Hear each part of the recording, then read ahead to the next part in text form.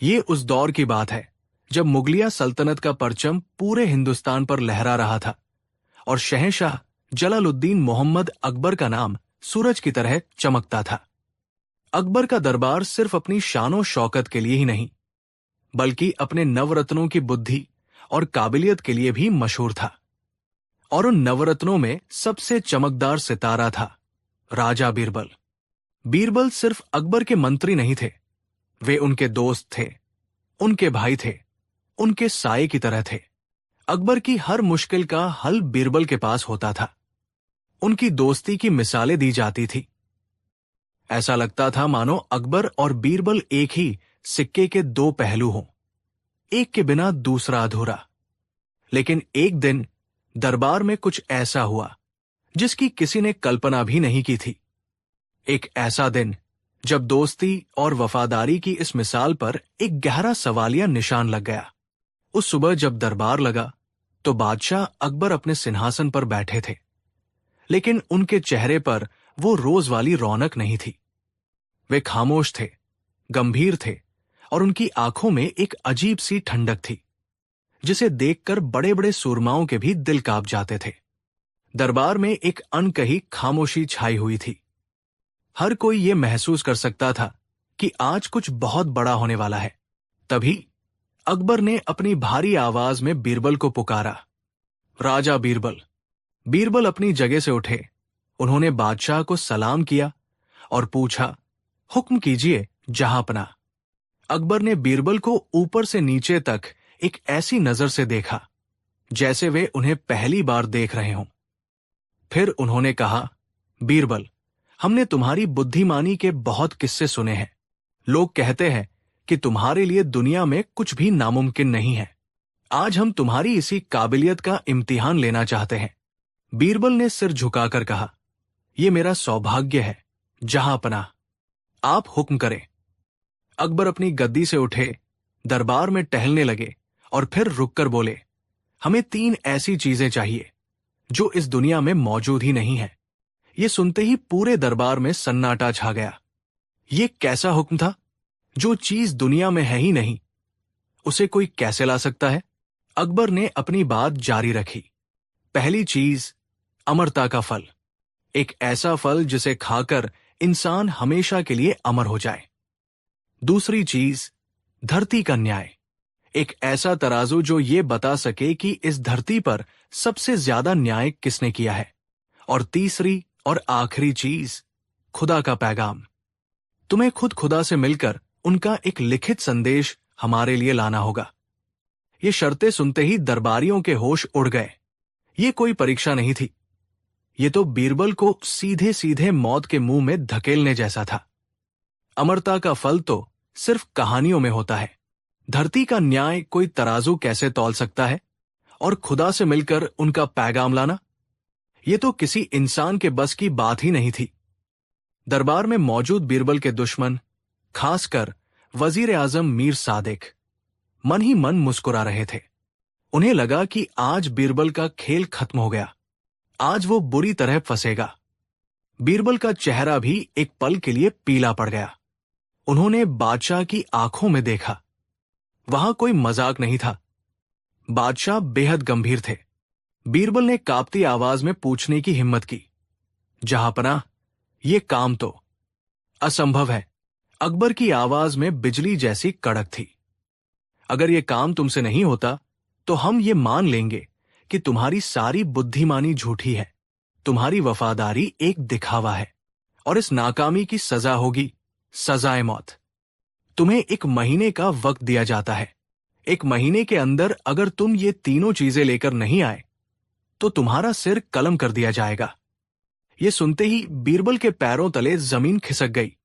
ये क्या हो गया? उनके बादशाह, उनके दोस्त आज उनसे ऐसा क्यों कर रहे हैं? उन्होंने ऐसा क्या गुनाह कर दिया था? उनकी आंखों में आंसू आने को थे, लेकिन उन्होंने खुद को संभाला। उन्होंने सिर झुकाया और बस इतना कहा, जो हुक्म जहांपना।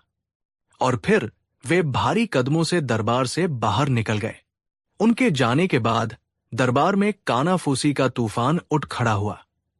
कोई कहता, बादशाह बीरबल से तंग आ गए हैं। कोई कहता ये जरूर वजीर की कोई चाल है। लेकिन कोई भी ये समझ नहीं पा रहा था कि अकबर ने बीरबल को ऐसी सजा क्यों दी। दिन बीतने लगे। बीरबल अपने घर में कैद हो गए। उन्होंने खाना पीना छोड़ दिया। वे बस दिन रात सोचते रहते। ये कोई पहेली नहीं थी जिसे बुद्धि से सुलझाया जा सके। ये तो सीधे सीधे मौत का फरमान था। उनकी पत्नी ने उन्हें समझाने की बहुत कोशिश की। आप बादशाह से जाकर माफी मांग लीजिए, कह दीजिए कि ये काम आपसे नहीं होगा। लेकिन बीरबल जानते थे कि अकबर ने जो कह दिया वो पत्थर की लकीर है। हफ्ते बीत गए। बीरबल की हालत बिगड़ती जा रही थी। वे कमजोर हो गए थे। उनकी आंखों के नीचे काले घेरे पड़ गए थे। आगरा शहर में यह खबर फैल गई थी कि बीरबल का अंत नजदीक है। लोग दुखी थे, लेकिन कोई भी बादशाह के खिलाफ मुंह खोलने की हिम्मत नहीं कर सकता था। उधर महल में अकबर भी बेचैन थे। वे रात रात भर जागते रहते। वे अपने सबसे प्यारे दोस्त को याद करते, लेकिन उनके चेहरे पर एक पत्थर जैसी कठोरता बनी रहती। वे किसी से बात नहीं करते, बस गुमसुम रहते। ऐसा लगता था मानो महल की दीवारों पर भी उदासी छा गई हो। आखिरकार एक महीने का आखिरी दिन आ ही गया। आज बीरबल को दरबार में पेश होना था। सबको यकीन था कि बीरबल खाली हाथ आएंगे और आज उनकी जिंदगी का आखिरी दिन होगा। जब बीरबल दरबार में दाखिल हुए तो उन्हें देखकर सब हैरान रह गए। वे बहुत कमजोर लग रहे थे, लेकिन उनकी आंखों में आज एक अजीब सी चमक थी, एक शांति थी, जैसे उन्होंने अपनी किस्मत को स्वीकार कर लिया हो। उनके हाथ में एक छोटा सा संदूक था। वे बादशाह के सिंहासन के सामने जाकर रुके। अकबर ने अपनी नजरों में बिना कोई भाव लाए पूछा, क्या तुम हमारी मांगी हुई चीजें ले आए हो बीरबल? बीरबल ने सिर झुकाया और कहा, जी जहांपनाह, मैं आपकी तीनों शर्तें पूरी करने की कोशिश करके आया हूं। यह सुनकर दरबार में एक हलचल मच गई। क्या बीरबल सचमुच असंभव को संभव कराए हैं? बीरबल ने वो संदूक खोला। उन्होंने उसमें से एक खूबसूरत चमकता हुआ सेब निकाला और बादशाह के सामने पेश करते हुए कहा, जहांपनाह, यह है अमरता का फल। इसे मैंने हिमालय की सबसे ऊंची चोटी पर बसे एक रहस्यमयी बाग से हासिल किया है। इसे खाकर कोई भी अमर हो सकता है, लेकिन इसकी एक शर्त है। अकबर ने पूछा, कैसी शर्त? बीरबल ने कहा, इस फल को सिर्फ वही इंसान खा सकता है जिसने अपनी जिंदगी में कभी कोई पाप न किया हो, कभी कोई झूठ न बोला हो और जिसके मन में कभी कोई बुरा ख्याल न आया हो। अगर किसी पापी ने इसे खा लिया तो वो उसी पल जलकर राख हो जाएगा। जहांपनाह, आप इस सल्तनत के सबसे नेक और महान इंसान हैं। आप ही इसे खाने के सबसे सही हकदार हैं। कृपया इसे स्वीकार करें। ये सुनते ही अकबर के हाथ वहीं रुक गए। वे जानते थे कि वे कितने भी महान बादशाह हों, लेकिन वे भी एक इंसान हैं। उनसे भी गलतियां हुई हैं। उन्होंने भी गुस्से में फैसले लिए हैं। वे इस फल को खाने का जोखिम नहीं उठा सकते थे। दरबार में मौजूद हर मंत्री, हर दरबारी ने अपनी गर्दन झुका ली। कोई भी खुद को इतना पाक साफ नहीं मानता था कि इस फल को छू भी सके। बीरबल मुस्कुराए और उस सेब को वापस संदूक में रख दिया। फिर उन्होंने संदूक में से एक छोटा पुराना सा तराजू निकाला। वो देखने में बहुत साधारण था। बीरबल ने कहा, जहांपनाह, यह है धरती का न्याय। यह कोई मामूली तराजू नहीं है। इसे मैंने एक महान साधु से प्राप्त किया है।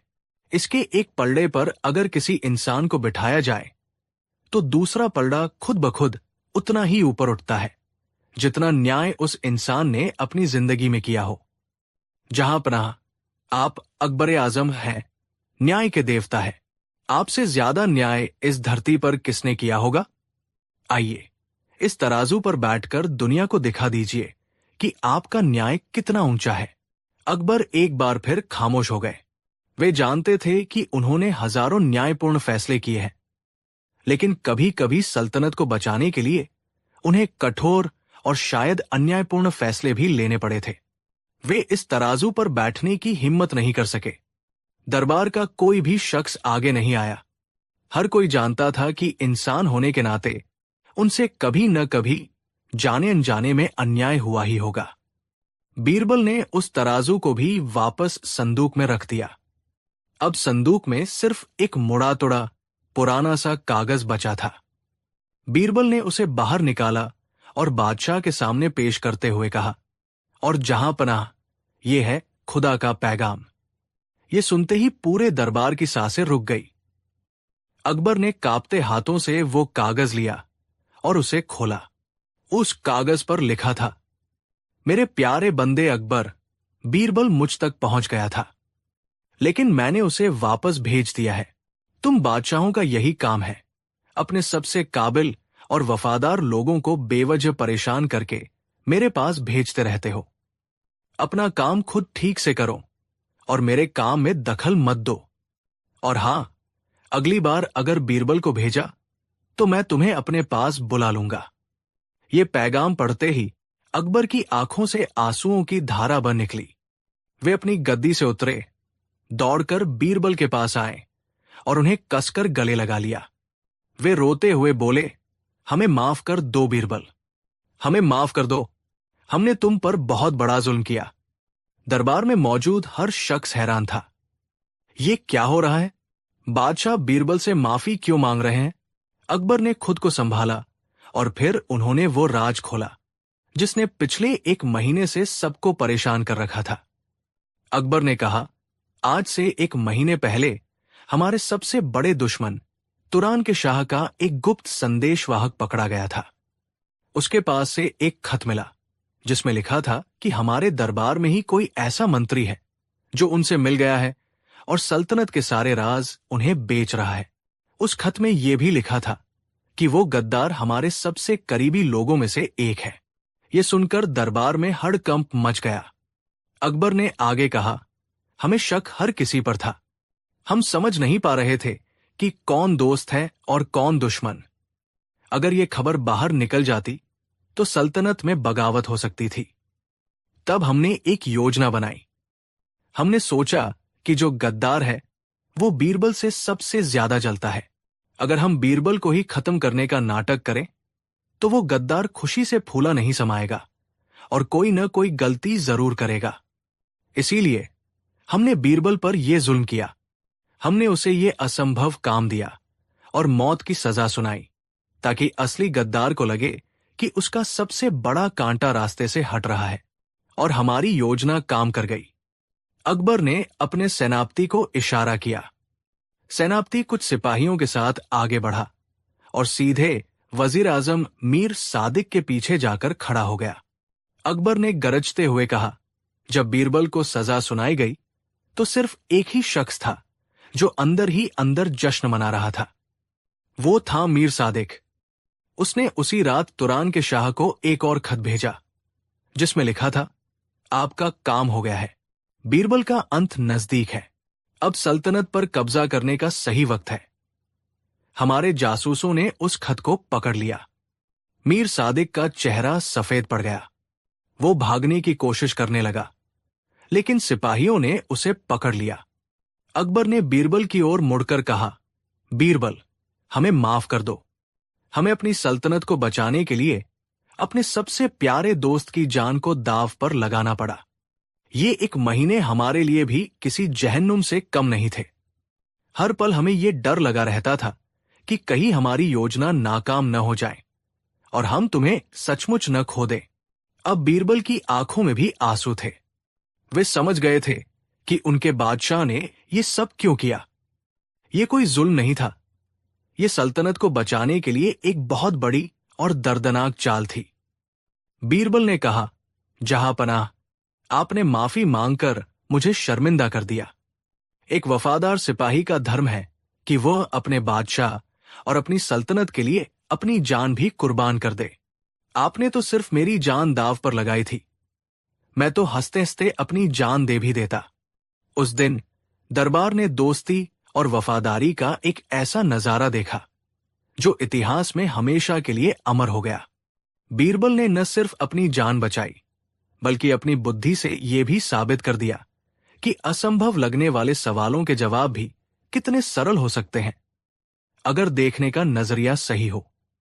और अकबर ने यह साबित कर दिया कि एक महान बादशाह सिर्फ हुकूमत करना ही नहीं जानता, बल्कि अपनी सल्तनत और अपने दोस्तों के लिए बड़े से बड़ा त्याग करना भी जानता है, चाहे उसके लिए उसे दुनिया की नजरों में जालिम ही क्यों न बनना पड़े।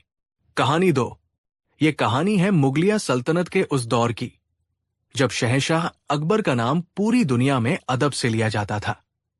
उनका दरबार ज्ञानियों और कलाकारों से भरा रहता था और उस दरबार की आत्मा थे राजा बीरबल। अकबर और बीरबल का रिश्ता सिर्फ बादशाह और मंत्री का नहीं था, बल्कि दो ऐसे दोस्तों का था जहां बुद्धि की नोकझोंक और हाजिर जवाबी के खेल अक्सर खेले जाते थे। लेकिन हर इंसान की तरह शहंशाह अकबर में भी एक कमजोरी थी। कभी कभी अपनी सल्तनत की बेपनाह ताकत और अपनी लगातार जीतों के नशे में वे थोड़ा अहंकारी हो जाते थे। उन्हें लगने लगता था कि वे दुनिया के सबसे महान बादशाह हैं और उनके लिए कुछ भी नामुमकिन नहीं है। वे ऐसी फरमाइशें करने लगते थे जो कुदरत के नियमों के भी खिलाफ होती थी। ऐसा ही एक दौर आया जब अकबर अपनी शानो शौकत को एक नए मुकाम पर ले जाना चाहते थे। उन्होंने अपने दरबार में ऐलान किया, हम चाहते हैं कि हमारे लिए एक ऐसा महल बनाया जाए जो हवा में श्वेबी, एक ऐसा महल जिसके नीचे कोई जमीन न हो, कोई खंभा न हो, वो बस बादलों के बीच तैरता रहे। ये सुनते ही पूरे दरबार में सन्नाटा छा गया। हवा में तैरता हुआ महल, ये तो सरासर पागलपन था। बड़े बड़े इंजीनियरों और वास्तुकारों ने अपने सिर झुका लिए। वजीर आजम जफर खान, जो हमेशा बीरबल को नीचा दिखाने का मौका ढूंढता था, आगे आया और बोला, जहां पनाह, ये काम तो सिर्फ खुदा ही कर सकता है, किसी इंसान के बस का नहीं। अकबर का चेहरा गुस्से से लाल हो गया।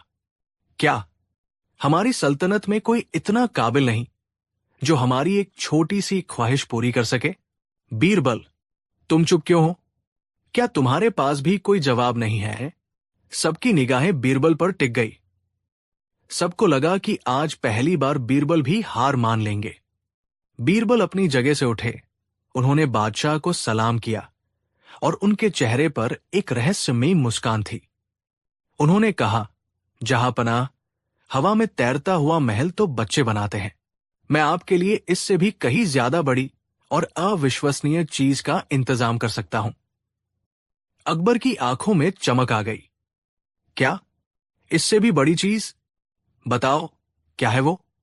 बीरबल ने अपनी आवाज को और धीमा और रहस्यमयी बनाते हुए कहा, जहां पनाह, मैंने एक ऐसे चमत्कारी व्यक्ति को ढूंढ निकाला है जो घोड़े को पंख लगाकर उसे उड़ाना सिखा सकता है। एक असली, जीता जागता, उड़ने वाला घोड़ा। ये सुनते ही दरबार में जैसे भूचाल आ गया। किसी को अपने कानों पर यकीन नहीं हो रहा था। उड़ने वाला घोड़ा? ये तो हवा में महल बनाने से भी ज्यादा नामुमकिन बात थी। जफर खान मन ही मन हंसा। मूर्ख, आज तू खुद अपने ही जाल में फंस गया। अब कहां से लाएगा उड़ने वाला घोड़ा? लेकिन अकबर, जो अपनी महानता के नशे में चूर थे, इस ख्याल से ही रोमांचित हो उठे। वे कल्पना करने लगे कि जब वे एक उड़ने वाले घोड़े पर बैठकर अपनी सल्तनत के ऊपर से गुजरेंगे तो दुनिया के बाकी बादशाहों का क्या हाल होगा। उन्होंने उत्साहित होकर कहा, वाह बीरबल, ये तो कमाल की बात है। हम चाहते हैं कि वो घोड़ा फौरन हमारे सामने पेश किया जाए। बीरबल ने सिर झुकाकर कहा, जहां पनाह, ये कोई मामूली घोड़ा नहीं है, ये एक दिव्य प्राणी है। उसे इंसानों के बीच उड़ने की ट्रेनिंग देने में वक्त लगेगा। उस चमत्कारी उस्ताद का कहना है कि उसे ठीक 6 महीने का वक्त चाहिए और इस काम के लिए उसे पूरी एकांत जगह और 1 लाख सोने की अशर्फियों की जरूरत पड़ेगी। 1 लाख अशर्फिया, ये बहुत बड़ी रकम थी। लेकिन अकबर अपनी ख्वाहिश के आगे कुछ भी सुनने को तैयार नहीं थे। उन्होंने फौरन शाही खजाने से 1 लाख अशर्फिया देने का हुक्म दे दिया और शहर के बाहर एक बहुत बड़े अस्तबल को खाली करवाकर उस उस्ताद और घोड़े के लिए दे दिया गया। बीरबल ने एक और शर्त रखी, जहां पनाह, उस्ताद का कहना है कि इन 6 महीनों के दौरान कोई भी, यहां तक कि आप भी, उस अस्तबल के पास नहीं जा सकता, वरना घोड़े का ध्यान भटकेगा और उसकी दिव्य शक्तियां खत्म हो जाएंगी। अकबर ने सारी शर्तें मान ली। अब पूरे आगरा में, बल्कि पूरी सल्तनत में बस एक ही चर्चा थी, बीरबल का उड़ने वाला घोड़ा। दिन बीतने लगे, फिर हफ्ते और फिर महीने। हर कोई बेसब्री से उस चमत्कार का इंतजार कर रहा था। जफर खान चैन से नहीं बैठा था। उसे यकीन था कि बीरबल कोई बहुत बड़ा धोखा कर रहा है। उसने कई बार चुपके से उस अस्तबल में झांकने की कोशिश की, लेकिन बीरबल ने वहां इतने कड़े पहरे बिठा रखे थे कि कोई परिंदा भी पर नहीं मार सकता था। उधर अकबर का सब्र जवाब दे रहा था। वे हर रोज बीरबल से पूछते, बीरबल, हमारे घोड़े की ट्रेनिंग कहां तक पहुंची? क्या उसने उड़ना शुरू कर दिया? बीरबल हर बार एक नया और दिलचस्प जवाब देते। जहां पनाह, अभी वो जमीन से 4 फुट ऊपर उछलना सीख गया है। या जहां पनाह, कल रात तो वो अस्तबल की छत पर जाकर बैठ गया था। ये सुनकर अकबर की उत्सुकता और भी बढ़ जाती। वे अपने ख्यालों में खुद को उस उड़ने वाले घोड़े की पीठ पर सवार देखने लगे थे। आखिरकार 6 महीने का लंबा इंतजार खत्म हुआ। वो दिन आ ही गया जब बीरबल को वो उड़ने वाला घोड़ा बादशाह के सामने पेश करना था। आगरा के बाहर एक बहुत बड़े मैदान में एक शानदार आयोजन किया गया। लाखों की भीड़ जमा थी। दूर दूर के राज्यों से राजा महाराजा भी इस अनोखे चमत्कार को देखने आए थे। मैदान के बीचों बीच एक बहुत बड़ा और ऊंचा पर्दा लगाया गया था, जिसके पीछे उस घोड़े को रखा गया था। बादशाह अकबर अपने शाही सिंहासन पर विराजमान थे। उनका चेहरा गर्व और उत्साह से दमक रहा था। आज वे दुनिया को अपनी ताकत का सबसे बड़ा सबूत दिखाने वाले थे। बीरबल मंच पर आए। उन्होंने बादशाह को सलाम किया और भीड़ की ओर देखकर बोलना शुरू किया। शहंशाह हिंदुस्तान और यहां मौजूद सभी मेहमानों, आज आप सब उस चमत्कार के गवाह बनने जा रहे हैं जो इतिहास में पहले कभी नहीं हुआ। आज आपके सामने एक ऐसा घोड़ा पेश किया जाएगा जो हवा से बातें करेगा। लेकिन इस दिव्य प्राणी को देखने और इसे उड़ता हुआ महसूस करने की एक बहुत ही खास और बहुत ही जरूरी शर्त है। सब लोग कान लगाकर सुनने लगे। बीरबल ने अपनी आवाज में गंभीरता लाते हुए कहा, यह घोड़ा एक पवित्र आत्मा है। यह सिर्फ उसी इंसान को दिखाई देगा और सिर्फ उसी इंसान के सामने उड़ेगा जो अपने मन, वचन और कर्म से पूरी तरह से शुद्ध हो। यानी इस घोड़े को सिर्फ वही इंसान देख सकता है जो अपने बाप का असली बेटा हो। अगर कोई भी ऐसा व्यक्ति जो अपने पिता की असली औलाद नहीं है इस घोड़े को देखने की कोशिश करेगा, तो ये घोड़ा उसी पल अपनी सारी शक्तियां खो देगा और पत्थर का बन जाएगा। ये शर्त सुनते ही मैदान में एक अजीब सी खामोशी छा गई। ये कैसी शर्त थी? अपने बाप का असली बेटा? ये तो हर कोई होता है। बीरबल ने आगे कहा, इस चमत्कार को देखने का सबसे पहला हक हमारे शहंशाह जलालुद्दीन मोहम्मद अकबर का है। मैं उनसे गुजारिश करता हूं कि वे आगे आएं और पर्दा हटाकर इस दिव्य घोड़े के दर्शन करें। अब सारी निगाहें अकबर पर टिक गई। अकबर अपनी गद्दी से उठे। वे पर्दे की तरफ बढ़ने लगे, लेकिन उनके कदम अचानक धीमे पड़ गए। उनके माथे पर पसीने की बूंदें छलक आई। वे सोचने लगे, मैं शहंशाह हूं, ये सच है, लेकिन इंसान तो मैं भी हूं। क्या मैं दावे से कह सकता हूं कि मेरे खून में कोई मिलावट नहीं है? मेरी मां हरम की दूसरी बेगम, क्या पता अगर मैं अपने बाप का असली बेटा नहीं निकला और मेरे पर्दा हटाते ही घोड़ा पत्थर का बन गया, तो पूरी दुनिया के सामने मेरी कितनी बेइज्जती होगी। सल्तनत की नाक कट जाएगी। ये ख्याल आते ही अकबर के पैर कांप गए। वे 2 कदम आगे बढ़कर रुक गए। उन्होंने बीरबल से कहा, बीरबल, हम बादशाह हैं। हमारा काम सल्तनत चलाना है, चमत्कार देखना नहीं। हम चाहते हैं कि हमारे सबसे वफादार वजीर आजम जफर खान इस रस्म को पूरा करें। अब गेंद जफर खान के पाले में थी। जफर खान, जो बीरबल को फंसाना चाहता था, खुद फंस गया। वो भी वही सोचने लगा जो अकबर सोच रहे थे। अगर वो आगे नहीं बढ़ा तो लोग उसे डरपोक कहेंगे, और अगर वो आगे बढ़ा और घोड़ा पत्थर का बन गया तो उस पर हरामजादे होने का ठप्पा लग जाएगा। जफर खान का चेहरा पीला पड़ गया। उसने हकलाते हुए कहा, जहां जहां पनाह, मैं तो आपका एक छोटा सा सेवक हूं। ये हद तो दरबार के मुख्य सेनापति का होना चाहिए। अब सेनापति की हालत खराब हो गई। उसने भी वही बहाना बनाया और ये मौका शाही खजांची को दे दिया। खजांची ने काजी को, काजी ने किसी और को। एक एक करके दरबार का हर बड़ा मंत्री, हर बड़ा अमीर कोई न कोई बहाना बनाकर पीछे हटने लगा। कोई भी ये जोखिम उठाने को तैयार नहीं था कि कहीं उसकी असलियत पूरी दुनिया के सामने ना आ जाए। देखते ही देखते मंच पर खड़े सारे बड़े बड़े तुर्रम खानों ने अपनी गर्दन झुका ली।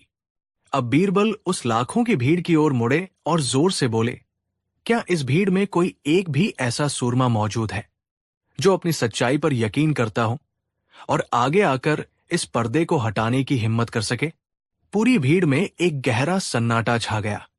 लाखों लोग थे, लेकिन किसी एक में भी इतनी हिम्मत नहीं हुई कि वो आगे बढ़ सके।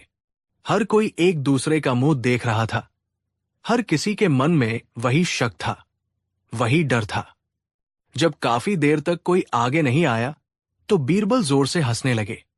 वे बादशाह अकबर के पास गए और धीरे से उनके कान में फुसफुसाए, जहां पनाह, अब आप समझे? जब इस दुनिया में कोई एक इंसान इस बात का यकीन नहीं कर सकता कि वो अपने बाप की असली औलाद है, तो फिर आप एक उड़ने वाले घोड़े जैसी नामुमकिन चीज पर यकीन कैसे कर सकते हैं? ये सुनते ही अकबर को जैसे किसी ने नींद से जगा दिया हो। उन्हें अपनी गलती का एहसास हुआ। वे समझ गए कि बीरबल ने ये सारा नाटक क्यों किया। ये कोई घोड़ा उड़ाने का चमत्कार नहीं था। ये तो बादशाह को उनकी इंसान होने की हकीकत का आईना दिखाने का एक तरीका था। अकबर को समझ में आ गया कि बीरबल उन्हें ये सिखाना चाहते थे कि एक बादशाह को अपनी ताकत के नशे में ऐसी ख्वाहिशें नहीं पालनी चाहिए जो कुदरत के खिलाफ हों और जिन्हें पूरा करने में सल्तनत का खजाना और वक्त बर्बाद हो। अकबर शर्मिंदा थे, लेकिन उनकी आंखों में बीरबल के लिए सम्मान और भी ज्यादा बढ़ गया था। उन्होंने अपनी गलती को भरे मैदान में स्वीकार किया। उन्होंने ऐलान किया, बीरबल ने आज घोड़े को नहीं बल्कि हम सबको उड़ाया है।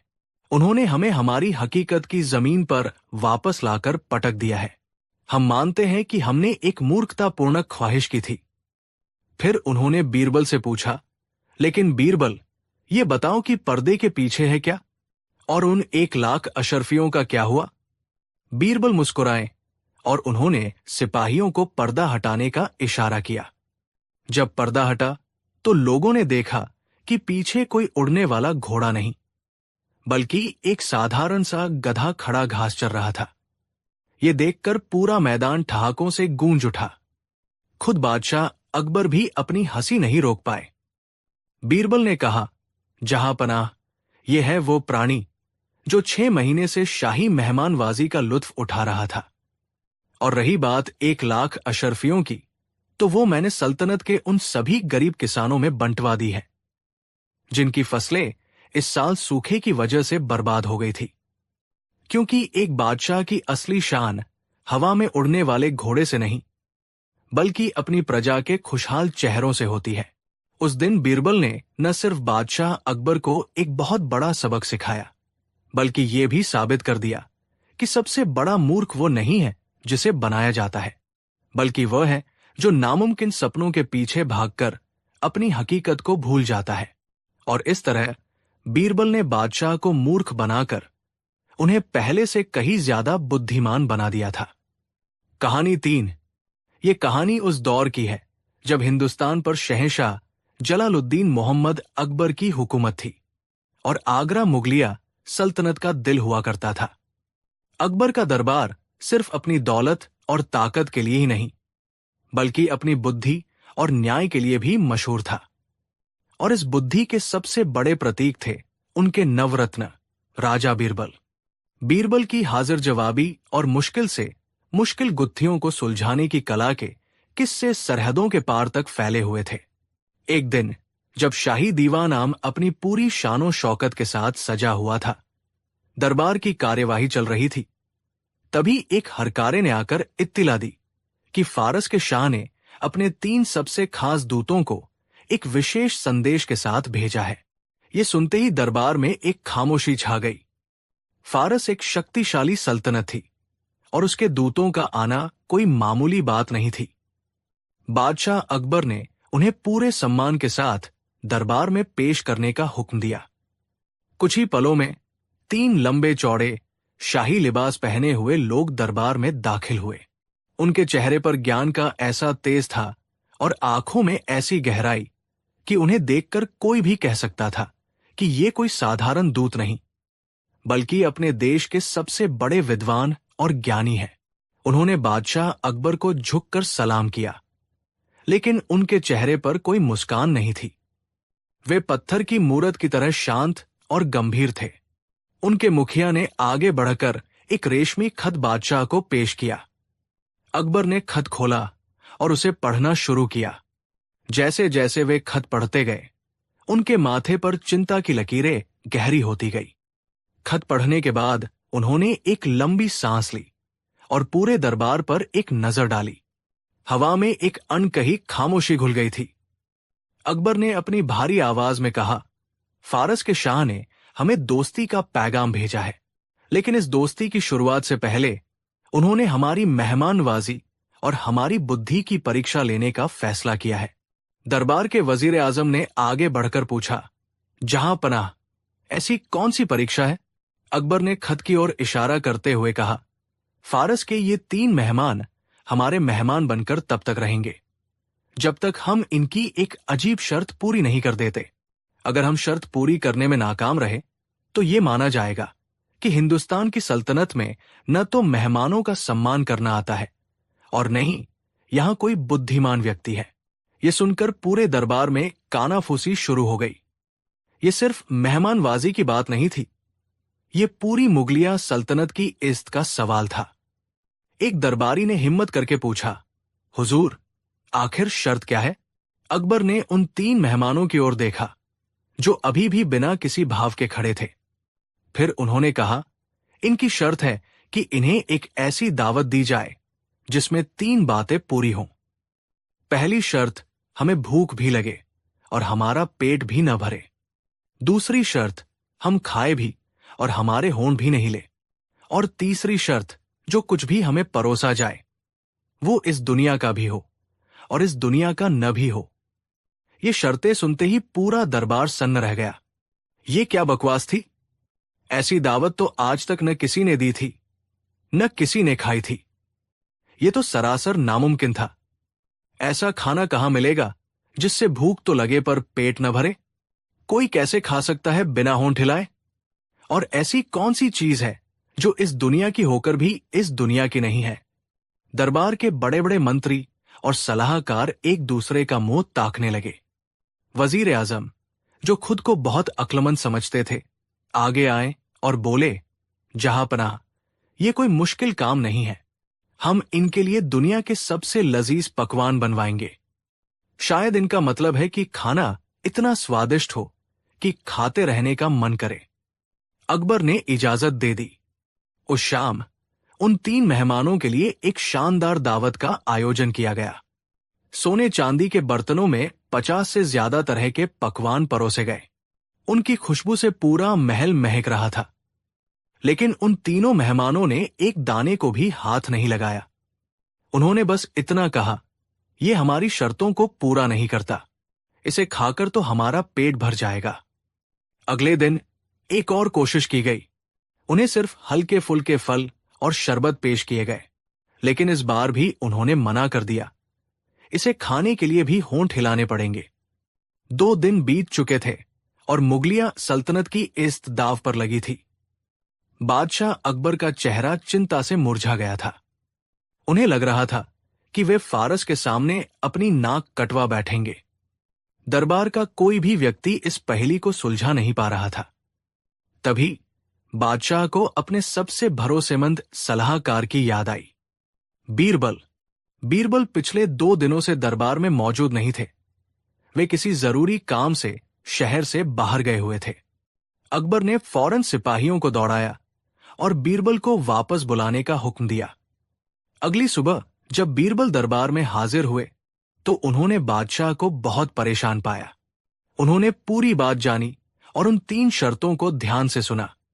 सब लोग बीरबल के चेहरे की ओर देख रहे थे, ये जानने के लिए कि क्या उनके पास इस नामुमकिन पहेली का कोई हल है। बीरबल के चेहरे पर एक हल्की सी मुस्कान आई। उन्होंने बादशाह से कहा, जहां पनाह, आप चिंता न करें। हिंदुस्तान की मेहमानवाजी में कोई कमी नहीं रहेगी। मुझे बस 1 दिन का समय और कुछ इंतजाम करने की इजाजत दीजिए। अकबर ने पूछा, तुम्हें क्या चाहिए बीरबल?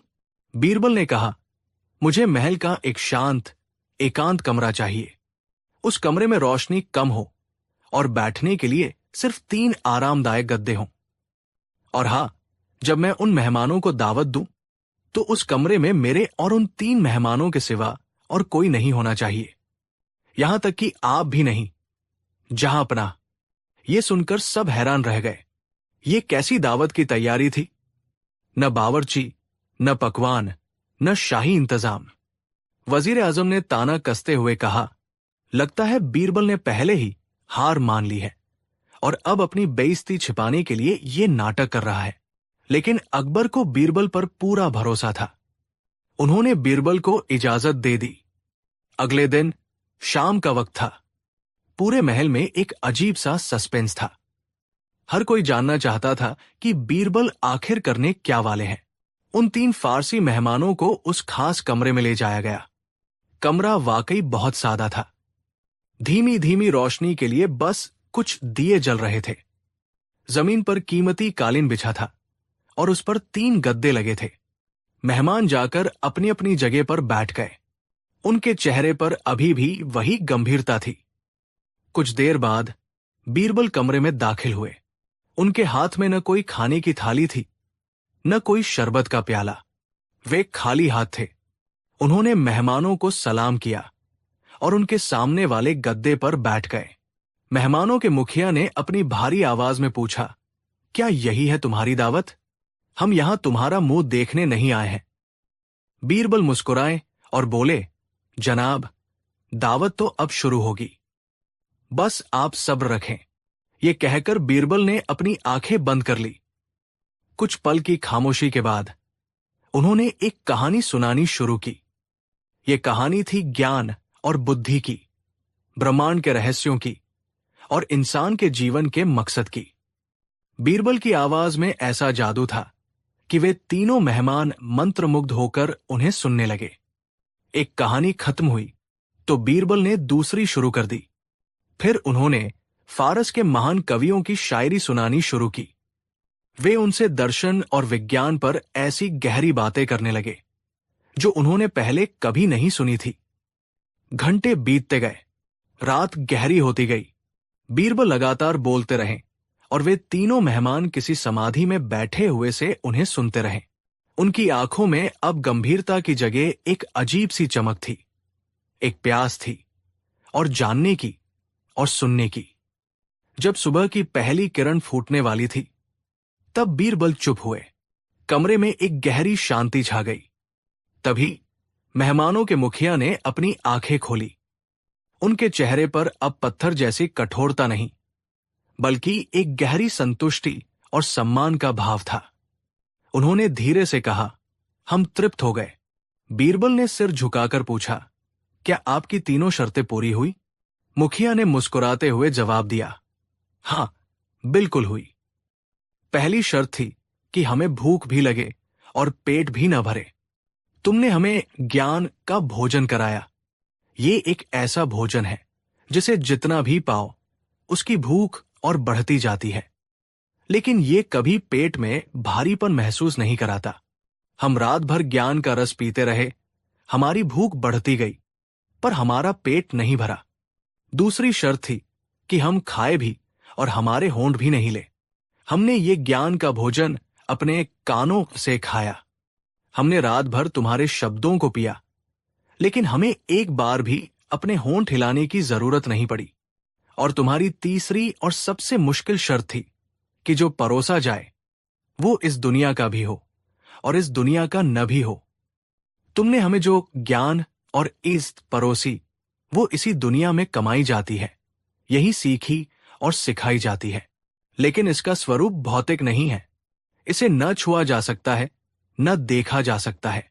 ये इस दुनिया की होकर भी इस दुनिया की किसी चीज की तरह नहीं है। ये आत्मा का भोजन है।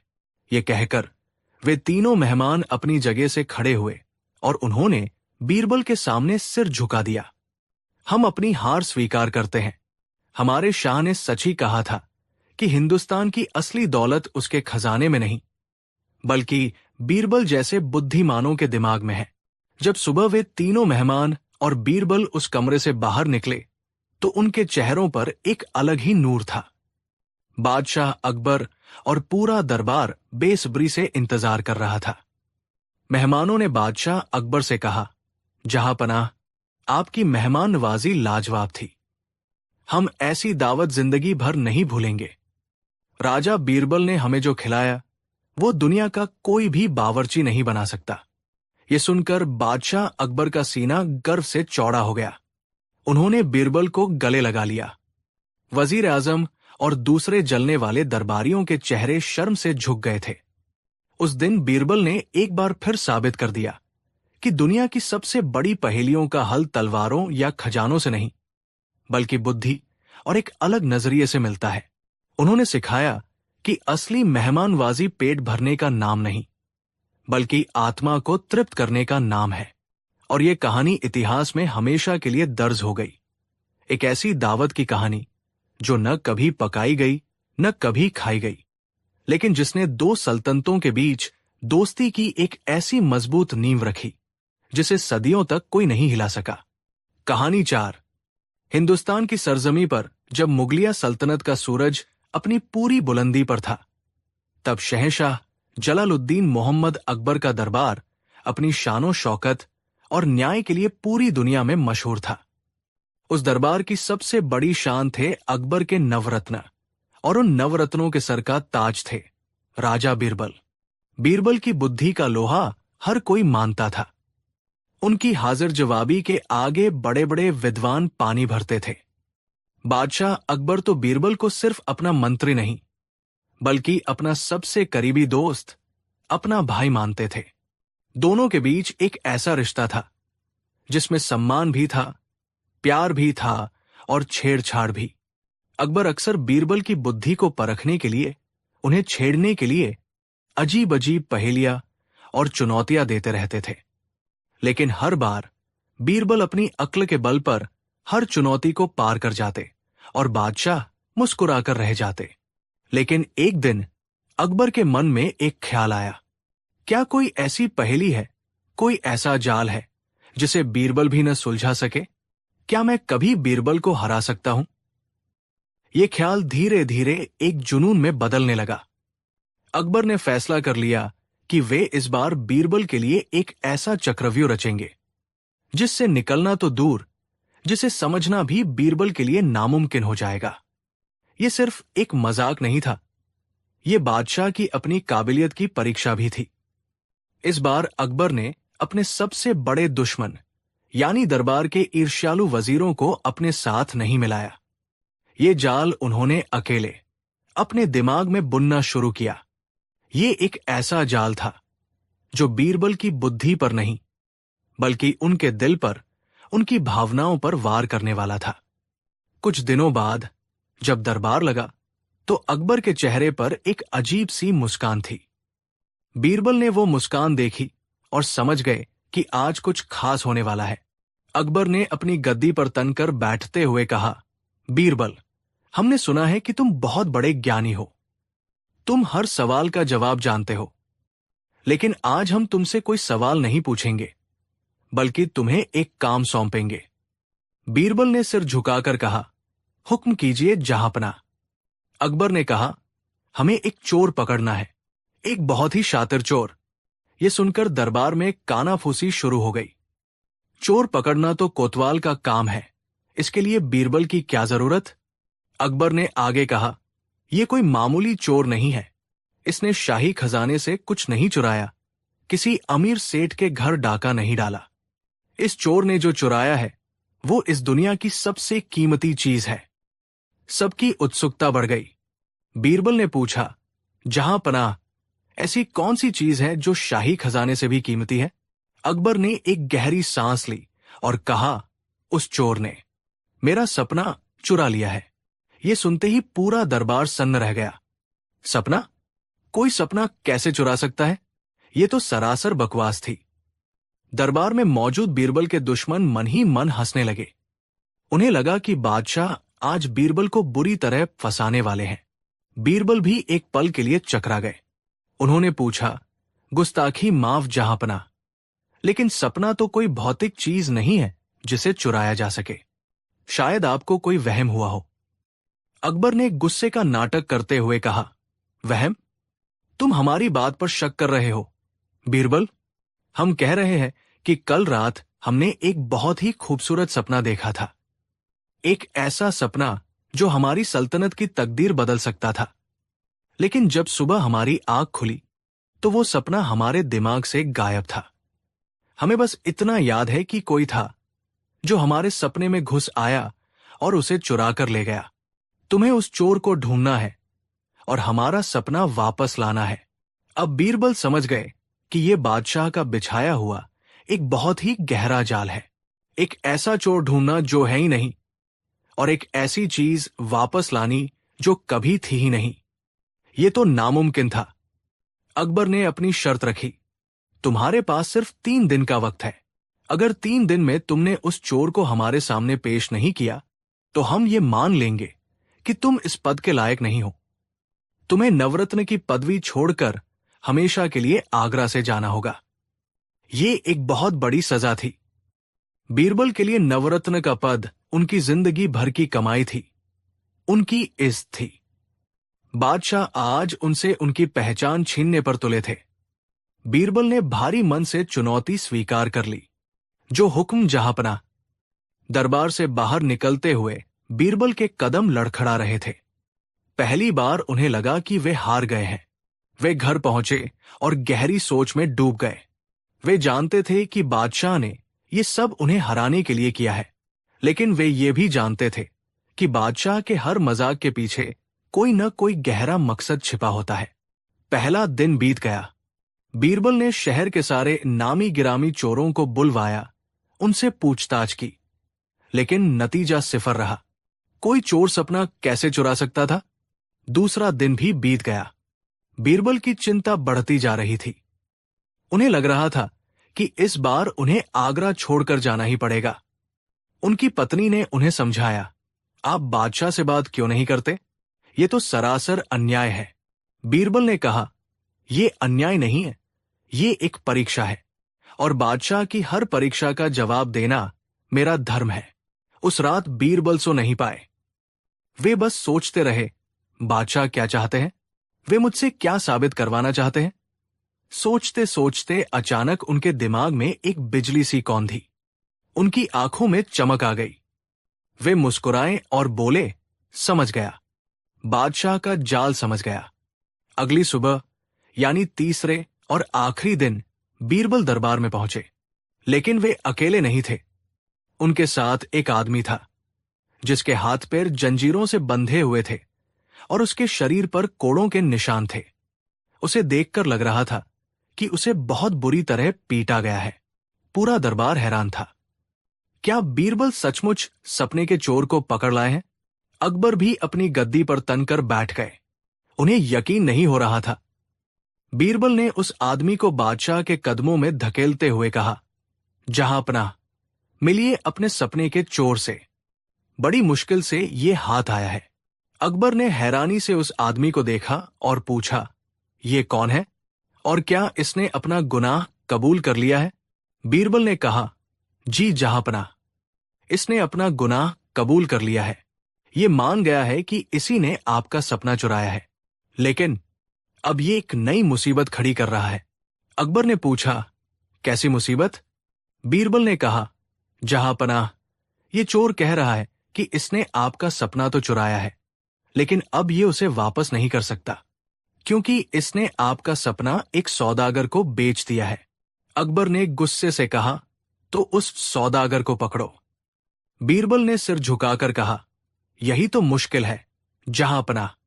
ये चोर कह रहा है कि इसने आपका सपना 1 लाख सोने की अशर्फियों में बेचा है, और जब तक इसे इसकी पूरी कीमत नहीं मिल जाती, ये उस सौदागर का नाम नहीं बताएगा। ये सुनते ही अकबर का दिमाग चकरा गया। 1 लाख सोने की अशर्फिया, ये तो बहुत बड़ी रकम थी। बीरबल ने आगे कहा, और जहांपनाह, ये चोर एक और अजीब बात कह रहा है। ये कह रहा है कि आपने जो सपना देखा था वो कोई मामूली सपना नहीं था। उस सपने में आपको एक बहुत बड़ा खजाना मिला था, जो आपकी सल्तनत की गरीबी हमेशा के लिए मिटा सकता था। और ये चोर कह रहा है कि उस खजाने का आधा हिस्सा इसका है, क्योंकि सपना तो इसी ने चुराया था। अब अकबर बुरी तरह फंस चुके थे। उन्होंने तो कोई सपना देखा ही नहीं था, तो खजाने का सवाल ही कहां से उठता है। अगर वे कहते हैं कि उन्होंने ऐसा कोई सपना नहीं देखा, तो उनकी बात झूठी साबित हो जाएगी, और यह साबित हो जाएगा कि उन्होंने बीरबल को फंसाने के लिए झूठ बोला था। और अगर वे मानते हैं कि उन्होंने सपना देखा था, तो उन्हें उस चोर को 1 लाख अशर्फिया और आधा खजाना देना पड़ेगा, जो कि है ही नहीं। अकबर का चेहरा देखने लायक था। वे समझ गए थे कि बीरबल ने उन्हीं के बिछाए जाल में उन्हें ही फंसा दिया है। उन्होंने एक झूठा चोर बनाया था, तो बीरबल ने एक असली चोर खड़ा कर दिया, जो अब बादशाह को ही लूटने पर तुला था। दरबार में बैठे वजीर और मंत्री भी समझ गए थे कि खेल पलट चुका है। अकबर कुछ देर खामोश रहे, फिर उनके चेहरे पर एक मुस्कान आई और वे जोर जोर से हंसने लगे। वे अपनी गद्दी से उतरे, बीरबल के पास आए और उन्हें गले लगा लिया। उन्होंने कहा, मान गए बीरबल, मान गए। हम तुम्हें हराना चाहते थे, लेकिन तुमने तो हमें ही मात दे दी। तुमने साबित कर दिया कि तुम्हारी बुद्धि का कोई मुकाबला नहीं है। फिर उन्होंने उस जंजीरों में बंधे आदमी की ओर देखा और पूछा, बीरबल, सच बताओ, यह है कौन? बीरबल मुस्कुराए और उस आदमी की जंजीरें खोल दी। वो आदमी कोई और नहीं, बल्कि बीरबल का ही एक वफादार सेवक था, जो नाटक कर रहा था। बीरबल ने कहा, जहांपनाह, आपने एक असंभव चोर को पकड़ने का हुक्म दिया था, तो मैंने भी एक असंभव कहानी बना दी। आपने झूठ का एक जाल बिछाया, तो मैंने उस झूठ को सच साबित करने के लिए एक और बड़ा झूठ रच दिया। क्योंकि कभी कभी झूठ को काटने के लिए झूठ का ही सहारा लेना पड़ता है। अकबर ने कहा, लेकिन तुम्हें कैसे पता चला कि हम तुम्हें फंसा रहे हैं? बीरबल ने जवाब दिया, जहांपनाह, जब आपने कहा कि आपका सपना चोरी हो गया है, तो मैं समझ गया था कि यह कोई साधारण मामला नहीं है। क्योंकि एक बादशाह का सपना सिर्फ उसका अपना नहीं होता, वो पूरी सल्तनत का भविष्य होता है। और जो बादशाह अपनी सल्तनत की इतनी फिक्र करता हो, वो अपने सपने को इतनी आसानी से चोरी नहीं होने दे सकता। मैं समझ गया था कि आप मेरी परीक्षा ले रहे हैं, और इस परीक्षा का जवाब सीधा नहीं, बल्कि टेढ़ा ही हो सकता है। उस दिन अकबर ने भरे दरबार में अपनी हार स्वीकार की। उन्होंने माना कि बीरबल को हराना नामुमकिन है। ये कहानी इतिहास में हमेशा के लिए दर्ज हो गई। एक ऐसे जाल की कहानी जिसे एक बादशाह ने अपने सबसे करीबी दोस्त के लिए बिछाया था, लेकिन उस दोस्त ने अपनी बुद्धि से उस जाल को ही बादशाह के गले का फंदा बना दिया। ये किस्सा हमें सिखाता है कि बुद्धि सिर्फ समस्याओं को सुलझाने का नाम नहीं है, बल्कि कभी कभी बुद्धि का मतलब होता है समस्या को एक नए नजरिए से देखना, एक ऐसी चाल चलना जिसकी किसी ने कल्पना भी न की हो। और बीरबल इस कला के सबसे बड़े माहिर थे। कहानी 5। ये कहानी मुगल सल्तनत के उस दौर की है जब शहंशाह जलालुद्दीन मोहम्मद अकबर का डंका पूरी दुनिया में बजता था। हिंदुस्तान की सरजमी पर अकबर का दरबार अपनी शानो शौकत के लिए मशहूर था, लेकिन उससे भी ज्यादा मशहूर थे उस दरबार के नवरत्न। उन नवरत्नों में एक चमकता हुआ सितारा था, राजा बीरबल। बीरबल की बुद्धि, हाजिर जवाबी और न्यायप्रियता के किस्से दूर दूर तक फैले हुए थे। बादशाह अकबर बीरबल को अपने भाई से भी बढ़कर मानते थे। वे दरबार का कोई भी अहम फैसला बीरबल की सलाह के बिना नहीं लेते थे। यही बात दरबार के कई पुराने और रसूखदार वजीरों को खटकती थी। इन जलने वालों में सबसे आगे था वजीर आजम, जिनका नाम था मीर सादिक। मीर सादिक बरसों से बादशाह की सेवा में था, लेकिन जब से बीरबल दरबार में आया था, मीर सादिक का कद छोटा हो गया था। बादशाह अब मीर सादिक की चालाकियों पर नहीं, बल्कि बीरबल की बुद्धिमानी पर भरोसा करते थे। मीर सादिक के दिल में बीरबल के लिए नफरत की आग दिन रात जलती रहती थी। वो हर वक्त बस इसी फिराक में रहता कि कैसे बीरबल को नीचा दिखाया जाए, कैसे बादशाह की नजरों में उसे गिराया जाए और कैसे उसे दरबार से हमेशा हमेशा के लिए निकाल दिया जाए। एक दिन मीर सादिक ने एक बहुत गहरा षड्यंत्र रचा। उसने सोचा कि बीरबल को अक्ल और तर्क से हराना नामुमकिन है, इसलिए उसे किसी ऐसी चीज में फंसाया जाए जिसका कोई सिर पैर ही न हो। उसने बादशाह अकबर की एक कमजोरी को निशाना बनाया, अकबर की जिज्ञासा और अद्भुत चीजों का शौक। मीर सादिक जानता था कि बादशाह को जादू, तिलिस्म और चमत्कारों की कहानियों में बड़ी दिलचस्पी है। अगली सुबह जब दरबार सजा हुआ था, मीर सादिक बादशाह के पास गया और बड़े ही रहस्यमयी अंदाज में बोला, जहां पनाह, मैंने सुना है कि दुनिया में ऐसे भी ज्ञानी लोग हैं जो अपनी विद्या से इंसान का रूप बदल सकते हैं।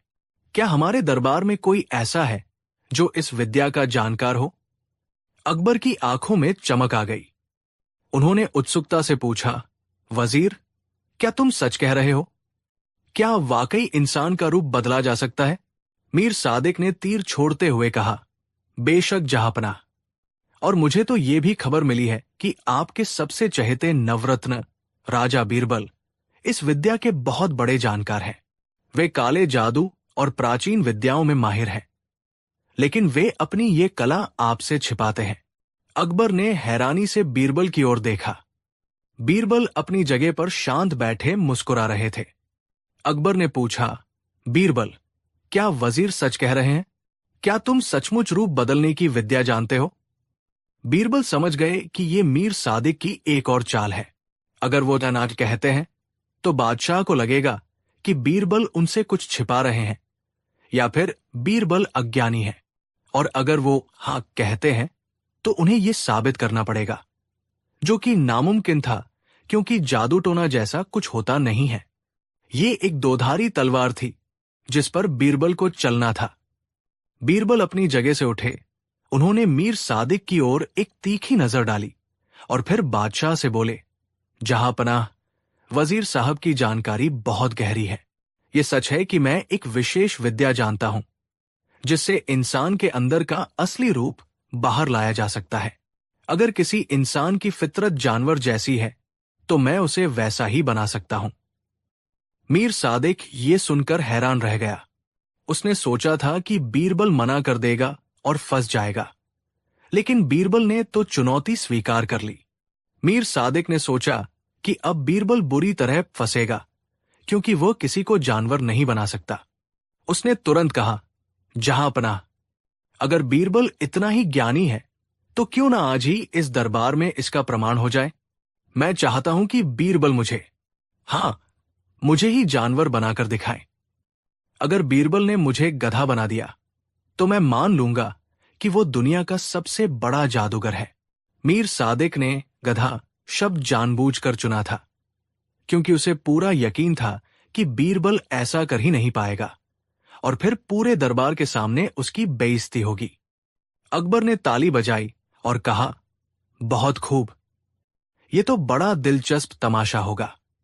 बीरबल, क्या तुम वजीर को गधा बना सकते हो? बीरबल ने गंभीरता से सिर हिलाया।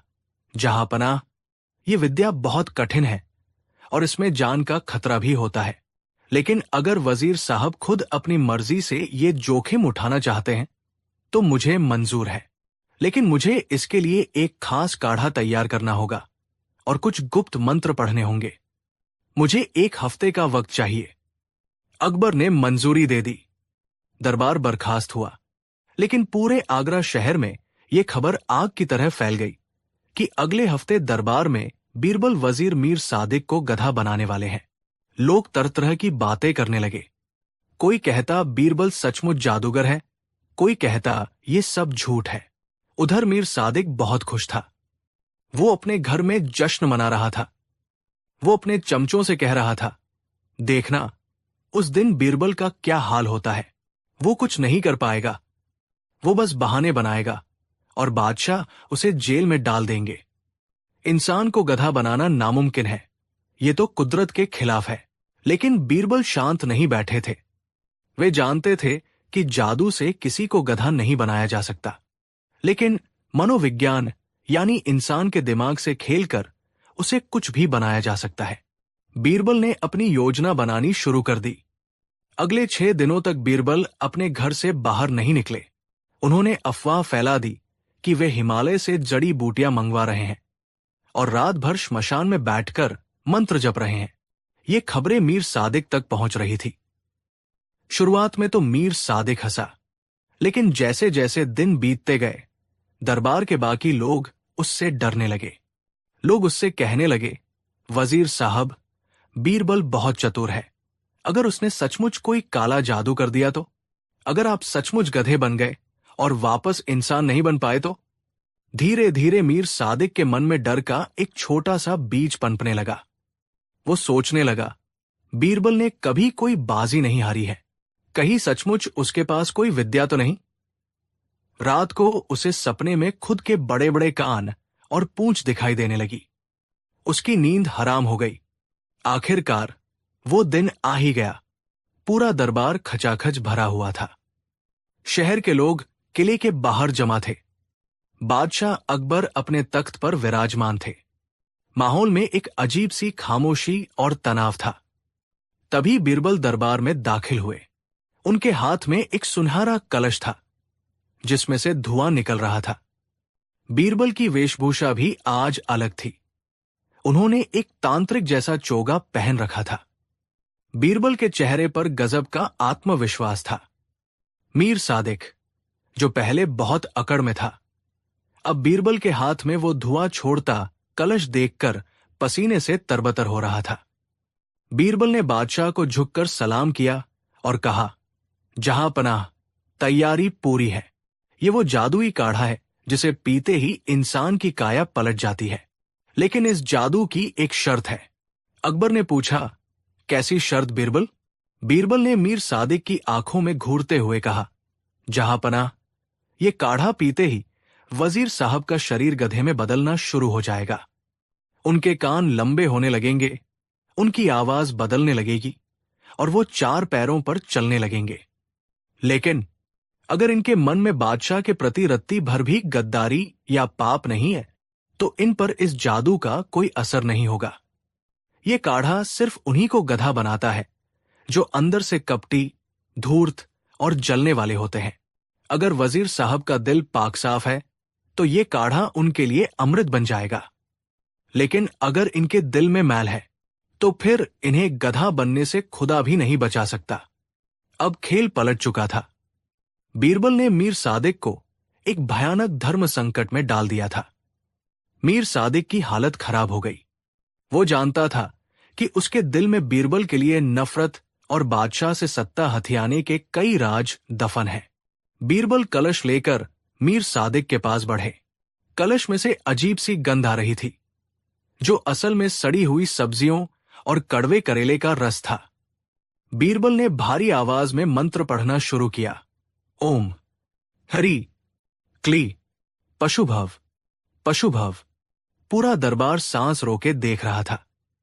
बीरबल ने काढ़े का प्याला वजीर के होठों के पास ले जाकर कहा, पी जाइए वजीर साहब। अगर आप सच्चे हैं तो कुछ नहीं होगा, और अगर आप गधे बन गए तो हम समझ जाएंगे कि आपकी वफादारी में खोट थी। मीर सादिक का दिमाग सुन्न हो गया। उसने सोचा, अगर मैं इसे नहीं पीता हूं तो साबित हो जाएगा कि मैं डरपोक हूं और मेरी पोल खुल जाएगी। और अगर मैं इसे पीता हूं और बीरबल ने इसमें सचमुच कोई जहर या जादू मिला रखा है, तो मैं गधा बन जाऊंगा। लेकिन बीरबल की शर्त ने उसे ज्यादा डरा दिया था। अगर दिल में खोट है तो ही गधा बनोगे। डर के मारे कांपते हाथों से मीर सादिक ने प्याला मुंह से लगाया। वो कड़वा कसैला स्वाद उसके गले से नीचे उतरा। बीरबल ने अचानक जोर से चिल्लाया, देखो देखो, बदलाव शुरू हो रहा है। इनकी आंखें देखो। ये महज एक मनोवैज्ञानिक दबाव था। मीर सादिक ने जैसे ही वो चिल्लाहट सुनी, उसे चक्कर आने लगा। डर के मारे उसे लगा कि सचमुच उसका शरीर बदल रहा है। उसे लगा कि उसकी जुबान भारी हो रही है। तभी बीरबल उसके कान के पास झुके और धीरे से फुसफुसाए, इतनी धीरे कि सिर्फ मीर सादिक सुन सके, वजीर, ये काढ़ा अपना काम कर रहा है। अब तुम्हारे पास अपनी जान बचाने का एक ही रास्ता है। अगर तुम अभी गधे की तरह नहीं रेंके और चारों हाथ पैर पर नहीं चले, तो ये जहर तुम्हारे खून को जमा देगा और तुम मर जाओगे। जिंदा रहना है तो गधा बन जाओ, अभी। बीरबल की ये बात सुनकर मीर सादिक की सोचने समझने की शक्ति खत्म हो गई। मौत का डर इंसान से कुछ भी करवा सकता है। उसे लगा कि बीरबल सच कह रहे हैं। उसे अपनी जान बचानी थी। उसे लगा कि शरीर तो बदल ही रहा है, अब रेंकना ही एकमात्र इलाज है। अचानक भरे दरबार में एक अकल्पनीय दृश्य देखने को मिला। शाही लिबास पहना हुआ वजीर आजम मीर सादिक अपने घुटनों के बल जमीन पर बैठ गया। उसने अपने दोनों हाथ जमीन पर टिका दिए और फिर उसने अपना मुंह ऊपर उठाया और जोर से आवाज निकाली, ढेंचू ढेंचू ढेंचू। पूरा दरबार सन्न रह गया। किसी को अपनी आंखों पर विश्वास नहीं हो रहा था। वजीर जमीन पर गधे की तरह चल रहा था और लगातार रेंक रहा था। वो बीरबल के पैरों के पास जाकर अपना सिर रगड़ने लगा, मानो कोई जानवर अपने मालिक को खुश कर रहा हो। बीरबल ने बादशाह की ओर देखा और मुस्कुराते हुए कहा, जहांपनाह, देख लीजिए, मेरी विद्या ने अपना असर दिखा दिया। वजीर साहब के अंदर का गधा बाहर आ गया है। इसका मतलब है कि इनके दिल में मैल था, तभी ये काढ़ा असर कर गया। बादशाह अकबर को पहले तो झटका लगा, लेकिन फिर उनसे हंसी रोके नहीं रुकी। वे ठहाके लगाकर हंसने लगे। उनके साथ साथ पूरा दरबार हंसने लगा। मीर सादिक अभी भी जमीन पर रेंग रहा था। उसे लग रहा था कि वो अपनी जान बचा रहा है, जबकि असलियत में वो अपनी बची खुची इज्जत गंवा रहा था। जब काफी देर तक ये तमाशा चलता रहा, तो अकबर ने आंसू पोंछते हुए कहा, बस करो बीरबल, वजीर को वापस इंसान बनाओ, अब और नहीं देखा जाता। बीरबल ने जेब से एक पुड़िया निकाली, जिसमें साधारण चीनी थी, और वजीर के मुंह में डालते हुए एक और मंत्र बुदबुदाया।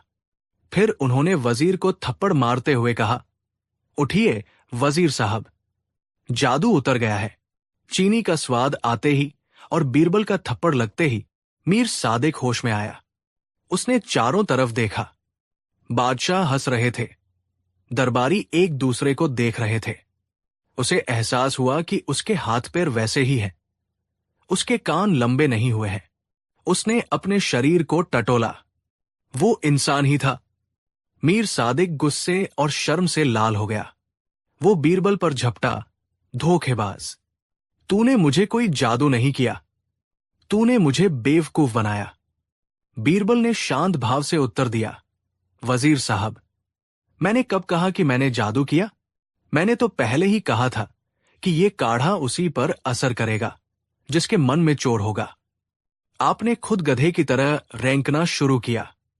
अगर आप अपनी जगह पर खड़े रहते तो साबित हो जाता कि आप सच्चे हैं, लेकिन आपके अंदर का डर और आपके अंदर का गधा बाहर आ ही गया।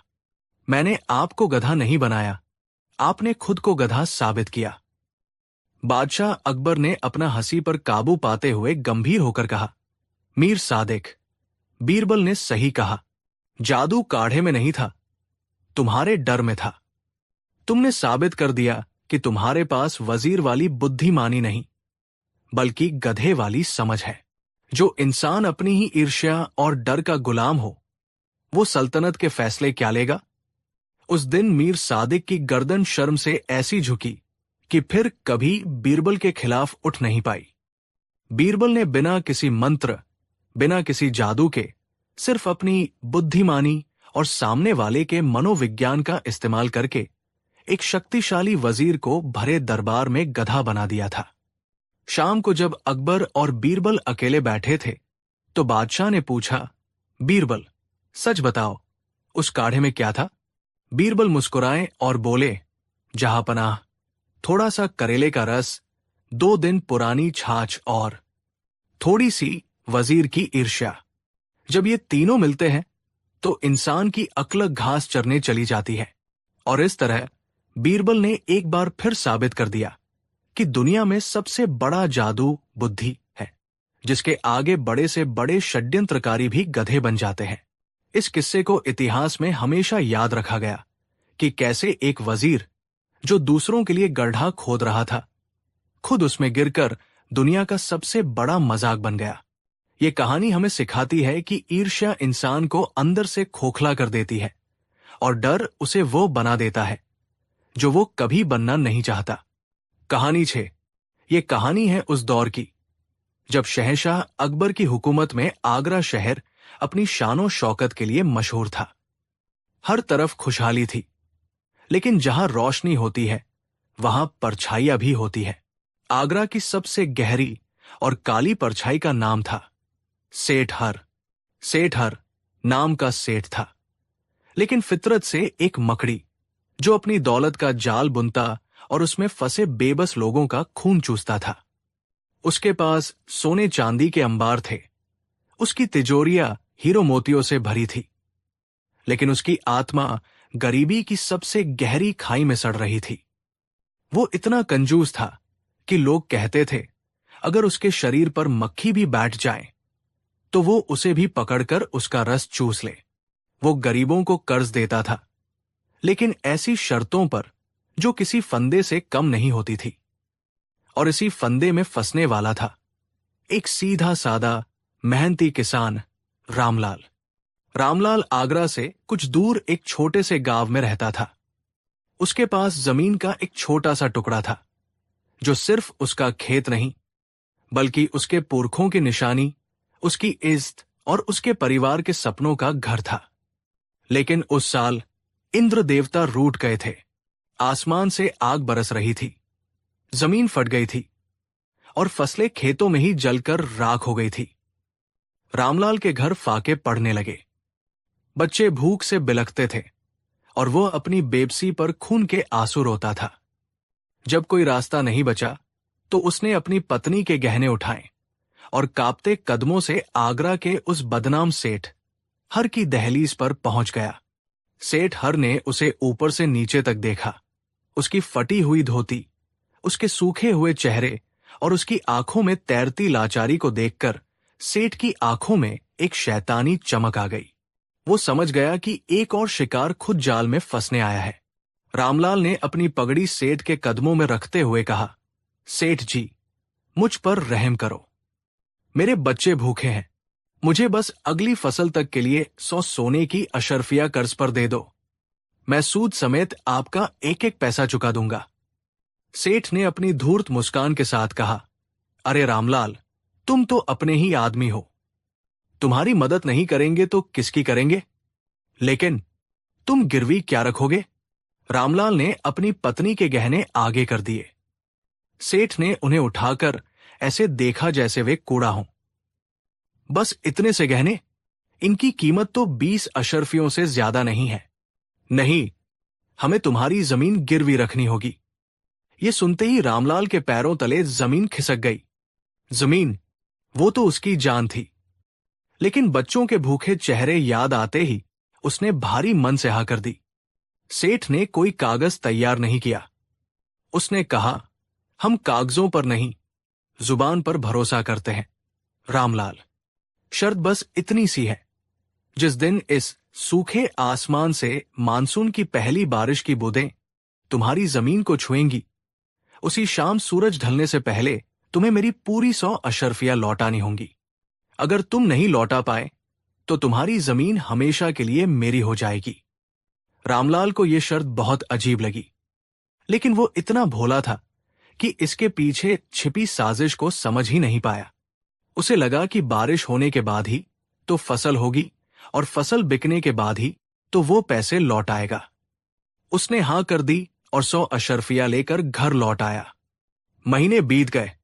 रामलाल ने नए बीज बोए और दिन रात मेहनत करने लगा। वो हर रोज आसमान की ओर देखता, बारिश की दुआ करता, और फिर एक दिन अचानक, बिना किसी चेतावनी के, आसमान में काले बादल घिर आए। ठंडी हवाएं चलने लगी और देखते ही देखते जोरों की बारिश शुरू हो गई। रामलाल और उसका पूरा गांव खुशी से झूम उठा। बच्चे बारिश में नाचने लगे। रामलाल ने जमीन को चूमा और भगवान का शुक्रिया अदा किया। लेकिन उसकी ये खुशी ज्यादा देर नहीं टिकी। अचानक उसे सेठ हर की वो खौफनाक शर्त याद आई। जिस दिन पहली बारिश होगी, उसी शाम तक पैसे लौटाने होंगे। उसका दिल बैठ गया। अभी तो बीज अंकुरित भी नहीं हुए थे। फसल तो दूर की बात थी। उसके पास तो एक अशर्फी भी नहीं थी। वो भागा भागा सेठ हर के पास पहुंचा। वो सेठ के पैरों में गिर पड़ा। सेठ जी, मुझ पर रहम करो। अभी तो फसल हुई भी नहीं। मैं पैसे कहां से लाऊं? मुझे बस कुछ महीनों की मोहलत दे दो।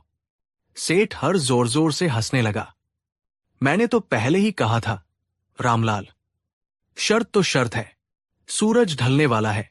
या तो 100 अशर्फिया लाओ या फिर अपनी जमीन से हाथ धो बैठो। मैंने कोई कागज नहीं बनाया, इसलिए तुम कहीं शिकायत भी नहीं कर सकते। अब रामलाल को समझ में आया कि वो कितनी बुरी तरह फंस चुका है। ये एक जाल था, एक ऐसा जाल जिसे सेठ ने अपनी जुबानी चालाकी से बुना था। रामलाल रोता रहा, गिड़गिड़ाता रहा, लेकिन उस पत्थर दिल सेठ पर कोई असर नहीं हुआ। सूरज ढल गया और रामलाल की जमीन, उसकी इज्जत, सब कुछ सेठ हर का हो गया। रामलाल टूट चुका था। वो गांव लौटा तो, लेकिन एक जिंदा लाश बनकर। उसे लगा कि अब उसकी जिंदगी खत्म हो गई है। तभी गांव के एक बूले ने उसे एक सलाह दी। बेटा, जब दुनिया में कहीं इंसाफ न मिले तो आगरा में एक दरवाजा है जो हमेशा खुले रहता है, राजा बीरबल का दरवाजा। जाओ, अपनी फरियाद लेकर उनके पास जाओ। शायद कोई रास्ता निकल आए। एक टूटी हुई उम्मीद के साथ रामलाल आगरा की ओर चल पड़ा। जब रामलाल बीरबल के सामने पहुंचा तो उसकी कहानी सुनकर बीरबल की आंखों में गुस्सा उतर आया। वे समझ गए कि सेठ हर ने कानून को नहीं बल्कि इंसानियत को तोड़ा है। चूंकि कोई लिखित सबूत नहीं था, इसलिए सेठ को अदालत में दोषी ठहराना नामुमकिन था। बीरबल ने रामलाल को तसल्ली दी, तुम चिंता मत करो, तुम्हारी जमीन तुम्हें वापस मिलेगी, लेकिन इसके लिए तुम्हें मेरा एक छोटा सा काम करना होगा। बीरबल ने रामलाल के कान में अपनी योजना बताई। योजना सुनकर रामलाल हैरान रह गया, लेकिन उसे बीरबल पर पूरा भरोसा था। अब शुरू हुआ बीरबल का वो खेल जो सेठ हर की जिंदगी भर की चालाकी पर भारी पड़ने वाला था। अगले दिन सेठ हर अपनी दुकान पर बैठा मक्खियां मार रहा था। तभी उसने देखा कि बाजार में एक अजीब सी भीड़ लगी है। बीच में एक साधु जैसी वेशभूषा वाला आदमी बैठा था, जिसके सामने एक छोटा सा मिट्टी का मटका रखा था। वो आदमी कोई और नहीं बल्कि बीरबल का ही एक भेजा हुआ खास आदमी था। वो साधु जोर जोर से चिल्ला रहा था, चमत्कार! देख लो दुनिया वालों, हिमालय के एक योगी से मिला ये जादुई मटका। ये दौलत को दुगना कर देता है। लोग उसे पागल समझकर हंस रहे थे। तभी उस साधु ने अपनी झोली से एक सोने की अशर्फी निकाली, उसे सबके सामने उस मटके में डाला, कुछ मंत्र पढ़े और फिर मटके में हाथ डालकर 2 अशर्फियां बाहर निकाली। ये देखकर लोगों की आंखें फटी की फटी रह गई। सेठ हर अपनी दुकान से ये सब देख रहा था। उसकी सांसें तेज हो गई। दौलत दुगनी करने वाला मटका, ये तो उसकी जिंदगी का सबसे बड़ा सपना था।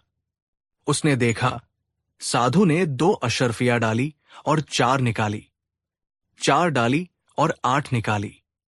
सेठ की आंखों के सामने अब अशर्फियों का एक पहाड़ खड़ा हो रहा था। उसकी लालच की आग भड़क उठी। वो भागा भागा उस साधु के पास पहुंचा। बाबा, ये मटका मुझे दे दो, मैं तुम्हें इसकी मुहमांगी कीमत दूंगा। 1000 अशर्फिया, 5000। साधु ने उसे घूर कर देखा। मूर्ख सेठ, ये कोई बेचने की चीज नहीं है, ये दिव्य शक्ति है। ये मटका सिर्फ उसी के लिए काम करता है जिसका दिल सोने की तरह साफ हो, जो ईमानदार हो और जिसने कभी किसी गरीब को न सताया हो। तुम्हारे जैसे लालची के हाथ में आते ही ये पत्थर बन जाएगा। ये सुनकर सेठ का दिल टूट गया, लेकिन उसकी लालच उसकी अक्ल पर हावी हो चुकी थी। वह उस साधु के पैरों में गिर पड़ा। बाबा, मैं बहुत ईमानदार हूं, मैंने आज तक कोई पाप नहीं किया, आप मेरी परीक्षा ले लीजिए।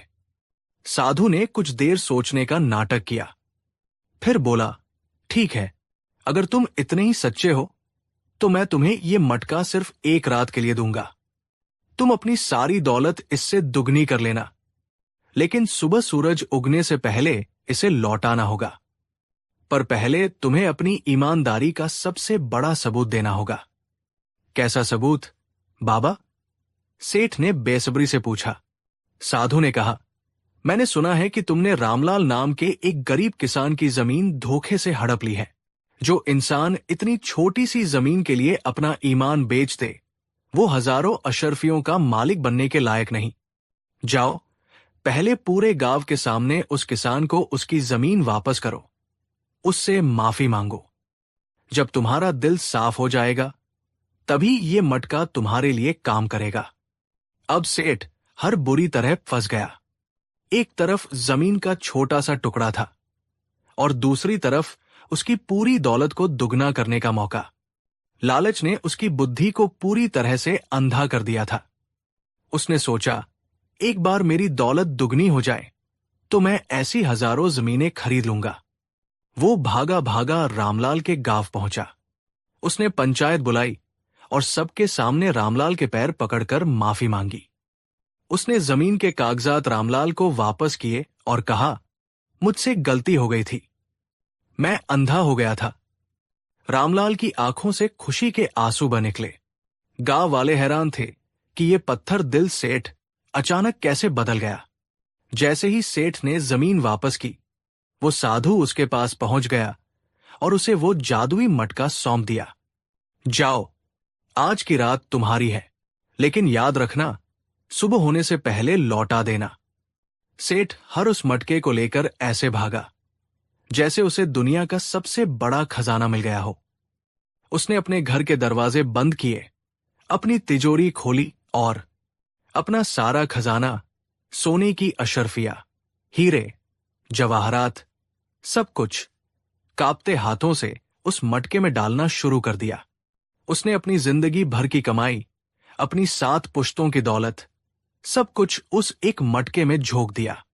वो पूरी रात उस मटके के सामने बैठा रहा, आंखें भी नहीं झपकाई। वो सपने देख रहा था, दौलत के पहाड़, सोने के महल। वो दुनिया का सबसे अमीर आदमी बनने वाला था। जैसे ही सुबह की पहली किरण फूटी, उसने कांपते हाथों से मटके में हाथ डाला, ये उम्मीद करते हुए कि उसका हाथ दुगने खजाने से भर जाएगा। लेकिन मटके के अंदर कुछ भी नहीं था। मटका अंदर से बिल्कुल खाली था, ऐसा खाली जैसे किसी ने उसे अंदर से पोंछ दिया हो। सेठ की चीख निकल गई, नहीं, ये नहीं हो सकता, मेरा खजाना, मेरा सारा सोना। वो पागलों की तरह मटके को पटकने लगा। उसने उसे तोड़ दिया, लेकिन अंदर से सिर्फ मिट्टी निकली। अब उसे समझ में आया कि उसके साथ कितना बड़ा धोखा हुआ है। वो साधु, वो चमत्कार, सब कुछ एक फरेब था। वो सिर पीटता हुआ, रोता बिलखता हुआ सीधा बादशाह अकबर के दरबार की ओर भागा। दरबार में पहुंचकर वो जमीन पर लोटपोट होने लगा। दुहाई हो जहांपनाह, मैं लुट गया, बर्बाद हो गया। एक धोखेबाज साधु मेरा सारा खजाना लेकर भाग गया। अकबर ने पूरी कहानी सुनी और फिर बीरबल की ओर देखा, जो शांत खड़े मुस्कुरा रहे थे। अकबर ने सेठ से पूछा, सेठ हर, तुम आगरा के सबसे होशियार व्यापारी हो। क्या तुम सचमुच ये मानते हो कि कोई मिट्टी का मटका दौलत को दुगना कर सकता है? सेठ चिल्लाया, हाथ जहांपनाह, मैंने अपनी आंखों से देखा था। बीरबल अब आगे आए। सेठ जी, आप कह रहे हैं कि आपने अपनी आंखों से एक चमत्कार देखा, एक ऐसा चमत्कार जो कुदरत के नियमों के खिलाफ है, और उस चमत्कार पर यकीन करके आपने अपनी सारी दौलत एक अनजान साधु के हवाले कर दी। हां, मैंने कर दी, सेठ ने कहा। बीरबल मुस्कुराए और बोले, तो फिर जहांपनाह, इसमें उस साधु की क्या गलती? गलती तो सेठ की अक्ल की है। जो इंसान इतने बड़े धोखे में आ सकता है, वो व्यापारी कहलाने के लायक ही नहीं। उसे तो आगरा का सबसे बड़ा मूर्ख घोषित कर देना चाहिए। ये सुनते ही सेठ का मुंह खुला का खुला रह गया। उसे समझ में आ गया कि वो अपने ही बुने जाल में फंस चुका है। अगर वो कहता है कि मटका जादुई था, तो वो मूर्ख साबित होता है, और अगर वो कहता है कि वो जानता था कि ये धोखा है, तो फिर उसकी शिकायत ही झूठी हो जाती है। तभी बीरबल ने सिपाहियों को इशारा किया।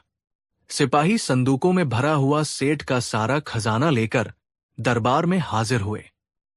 बीरबल ने कहा, जहांपनाह, ये है वो खजाना। ये किसी जादुई मटके से गायब नहीं हुआ था।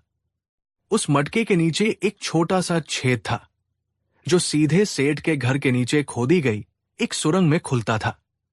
सेठ जब अपनी दौलत मटके में डाल रहा था, तो वो चुपचाप उस सुरंग के रास्ते बाहर निकाली जा रही थी। फिर बीरबल ने सेठ की ओर मुड़कर अपनी आवाज में फौलाद जैसी कठोरता लाते हुए कहा, सेठ हर, तुमने एक गरीब किसान की मजबूरी का फायदा उठाकर उसकी जमीन हड़पी। तुमने अपनी जुबान का इस्तेमाल करके उसे धोखा दिया। मैंने भी अपनी बुद्धि का इस्तेमाल करके तुम्हें धोखा दिया है। फर्क सिर्फ इतना है कि तुमने एक गरीब को लूटने के लिए ऐसा किया, और मैंने तुम्हें सबक सिखाने के लिए। तुम्हारा ये सारा खजाना, बीरबल ने संदूकों की ओर इशारा करते हुए कहा, अब शाही खजाने में जमा किया जाएगा, और इसे सल्तनत के उन सभी गरीब किसानों की मदद के लिए इस्तेमाल किया जाएगा जिन्हें तुम जैसे लालची सेठों ने लूटा है। तुम्हारे लिए सबसे बड़ी सजा यही है कि तुम जिस दौलत के लिए जीते थे, आज वही तुमसे छीन ली गई है। जाओ और अब मेहनत करके कमाना सीखो। सेठ हर वही दरबार में ढेर हो गया। एक ही रात में वो आगरा के सबसे अमीर आदमी से सबसे गरीब इंसान बन गया था। उसका लालच ही उसे खा गया था, और इस तरह बीरबल ने एक लालची सेठ को ऐसा सबक सिखाया जिसे वो जिंदगी भर नहीं भूल पाया। ये कहानी हमें सिखाती है कि लालच एक ऐसा दलदल है जो इंसान को सिर्फ नीचे ही खींचता है, और धोखे से कमाई गई दौलत एक न एक दिन धोखे से ही चली जाती है। कहानी 7। ये कहानी है मुगलिया सल्तनत के उस सुनहरे दौर की, जब शहंशाह अकबर का नाम पूरी दुनिया में अदब से लिया जाता था। अकबर का दरबार सितारों से सजा था। एक से बढ़कर एक ज्ञानी और वीर उनके नवरत्नों में शामिल थे। लेकिन उन सभी सितारों के बीच एक ऐसा चांद था जिसकी रोशनी सबसे निराली थी, राजा बीरबल। बीरबल सिर्फ अकबर के मंत्री नहीं थे, वे उनकी आत्मा की आवाज थे। अकबर की हर उलझन का हल बीरबल के पास था, उनके हर सवाल का जवाब बीरबल की जुबान पर। बादशाह का ये बेपनाह भरोसा, ये अटूट स्नेह दरबार के कई पुराने और रसूखदार अमीरों के सीने में कांटे की तरह चुभता था, और इस चुभन को सबसे ज्यादा महसूस करता था वजीर आजम मीर कासिम। मीर कासिम, जो बरसों से सल्तनत की सेवा कर रहा था और खुद को अकबर का सबसे काबिल सलाहकार समझता था, बीरबल के आने के बाद से खुद को एक परछाई की तरह महसूस करने लगा था। उसकी हर सलाह बीरबल की बुद्धिमानी के आगे फीकी पड़ जाती थी। उसके दिल में बीरबल के लिए नफरत का एक ऐसा ज्वालामुखी धधक रहा था जो बस फटने का इंतजार कर रहा था। उसने कई बार बीरबल को नीचा दिखाने की कोशिश की, लेकिन हर बार बीरबल अपनी चतुराई से बच निकलते और मीर कासिम खुद ही मजाक का पात्र बन जाता। लेकिन इस बार मीर कासिम ने एक ऐसी खौफनाक और गहरी साजिश रची थी जिससे बीरबल का बच निकलना नामुमकिन था। उसने फैसला कर लिया था कि इस बार वो बीरबल को सिर्फ दरबार से नहीं बल्कि इस दुनिया से ही हटा देगा। उसने बीरबल की सबसे बड़ी ताकत को ही उनकी सबसे बड़ी कमजोरी बनाने का फैसला किया, उनकी ईमानदारी और न्यायप्रियता। मीर कासिम जानता था कि बीरबल कभी किसी बेगुनाह के साथ अन्याय होते नहीं देख सकते। बस इसी बात को उसने अपना हथियार बनाया। साजिश की शुरुआत हुई एक बहुत ही साधारण सी घटना से। एक सुबह जब बीरबल अपने घर से दरबार के लिए निकल रहे थे, एक बूढ़ी औरत रोती बिलखती हुई उनके पैरों में गिर पड़ी। वो फटेहाल थी, उसकी आंखों से आंसू बह रहे थे। वो चीख चीख कर कह रही थी, राजा बीरबल, मेरी मदद करो, मेरे साथ अन्याय हुआ है। मेरी इकलौती बेटी को शाही सिपाहियों ने बिना किसी जुर्म के कैद कर लिया है। बीरबल ने उसे उठाया और पूरी बात पूछी। उस औरत ने बताया कि उसकी बेटी जीनत एक फूल बेचने वाली है। कल शाम जब वो बाजार से लौट रही थी तो कुछ सिपाहियों ने उसे पकड़ लिया और उस पर शाही खजाने से एक कीमती हार चुराने का इल्जाम लगाया है। बीरबल ने उसे तसल्ली दी, माई, तुम चिंता मत करो, अगर तुम्हारी बेटी बेगुनाह है तो उसे कुछ नहीं होगा। मैं बादशाह से बात करूंगा। जब बीरबल दरबार पहुंचे तो उन्होंने ये मामला बादशाह अकबर के सामने रखा। अकबर ने अपने कोतवाल को बुलाया। कोतवाल ने बताया कि जीनत नाम की एक लड़की को शाही हार के साथ रंगे हाथों पकड़ा गया है। हार उसके घर से बरामद हुआ है और 2 सिपाहियों ने उसे हार चुराते हुए देखा है। सबूत इतने पक्के थे कि किसी को भी जीनत के चोर होने पर शक नहीं हुआ। अकबर ने उसे काल कोठरी में डालने का हुक्म दे दिया, लेकिन बीरबल का दिल ये मानने को तैयार नहीं था। उन्हें उस बूढ़ी औरत की आंखों में सच्चाई दिखाई दे रही थी। उन्होंने बादशाह से इस मामले की जांच करने के लिए कुछ दिनों की मोहलत मांगी। अकबर ने इजाजत दे दी, लेकिन मीर कासिम ने बीच में टोकते हुए कहा, जहां पनाह, जब चोर रंगे हाथों पकड़ा गया है और गवाह भी मौजूद हैं, तो फिर जांच की क्या जरूरत? इससे तो सल्तनत के न्याय पर सवाल उठेगा। अकबर ने कहा, जब तक बीरबल तसल्ली नहीं कर लेते तब तक हम कोई फैसला नहीं सुनाएंगे। यही तो मीर कासिम चाहता था। उसने जानबूझकर यह मामला उछाला था ताकि बीरबल इसमें उलझ जाए। बीरबल ने अपनी जांच शुरू की। वे उस लड़की जीनत से मिलने कालकोठरी गए। जीनत एक मासूम और खूबसूरत लड़की थी। उसकी आंखों में बेगुनाही की ऐसी चमक थी जिसे देखकर बीरबल का शक और भी गहरा हो गया।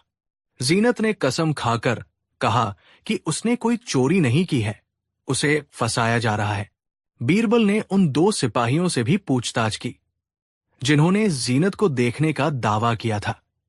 दोनों सिपाहियों ने एक ही कहानी सुनाई, बिना किसी लड़खड़ाहट के। ऐसा लग रहा था मानो उन्हें ये कहानी रटाई गई हो। जैसे जैसे बीरबल जांच में गहरे उतरते गए, उन्हें लगने लगा कि इस मामले की कड़ियां कहीं और ही जुड़ रही है। उन्हें शक होने लगा कि ये कोई मामूली चोरी का मामला नहीं, बल्कि एक बहुत बड़ी साजिश है। और फिर बीरबल को एक ऐसा सुराग मिला जिसने उनके होश उड़ा दिए। उन्हें पता चला कि जिन 2 सिपाहियों ने गवाही दी थी वे असल में वजीर आजम मीर कासिम के सबसे खास आदमी हैं। अब बीरबल को पूरी साजिश समझ में आने लगी। मीर कासिम ने एक बेगुनाह लड़की को चोरी के झूठे इल्जाम में फंसाया था ताकि बीरबल उसकी मदद करने के लिए आगे आए। और जब बीरबल उस लड़की को बचाने की कोशिश करेंगे तो मीर कासिम ये साबित कर देगा कि बीरबल एक चोर को बचाने के लिए अपनी ताकत का गलत इस्तेमाल कर रहे हैं और सल्तनत के कानून को तोड़ रहे हैं। इससे बादशाह की नजरों में बीरबल की इज्जत मिट्टी में मिल जाएगी। लेकिन साजिश इससे भी कहीं ज्यादा खौफनाक थी, जिसका अंदाजा बीरबल को अभी तक नहीं था। बीरबल ने चुपचाप अपने सबूत इकट्ठा करने शुरू कर दिए। उन्होंने उस बूढ़ी औरत जीनत की मां से दोबारा बात की। उस औरत ने रोते हुए बताया कि कुछ दिन पहले वजीर मीर कासिम के कुछ आदमी उसके पास आए थे। उन्होंने उसे धमकी दी थी कि अगर उसने वही नहीं किया जो वे कह रहे हैं तो वे उसकी बेटी को जान से मार देंगे। उन्होंने ही उसे बीरबल के पास जाकर रोने धोने का नाटक करने के लिए मजबूर किया था। अब बीरबल के पास मीर कासिम के खिलाफ एक पुख्ता सबूत था।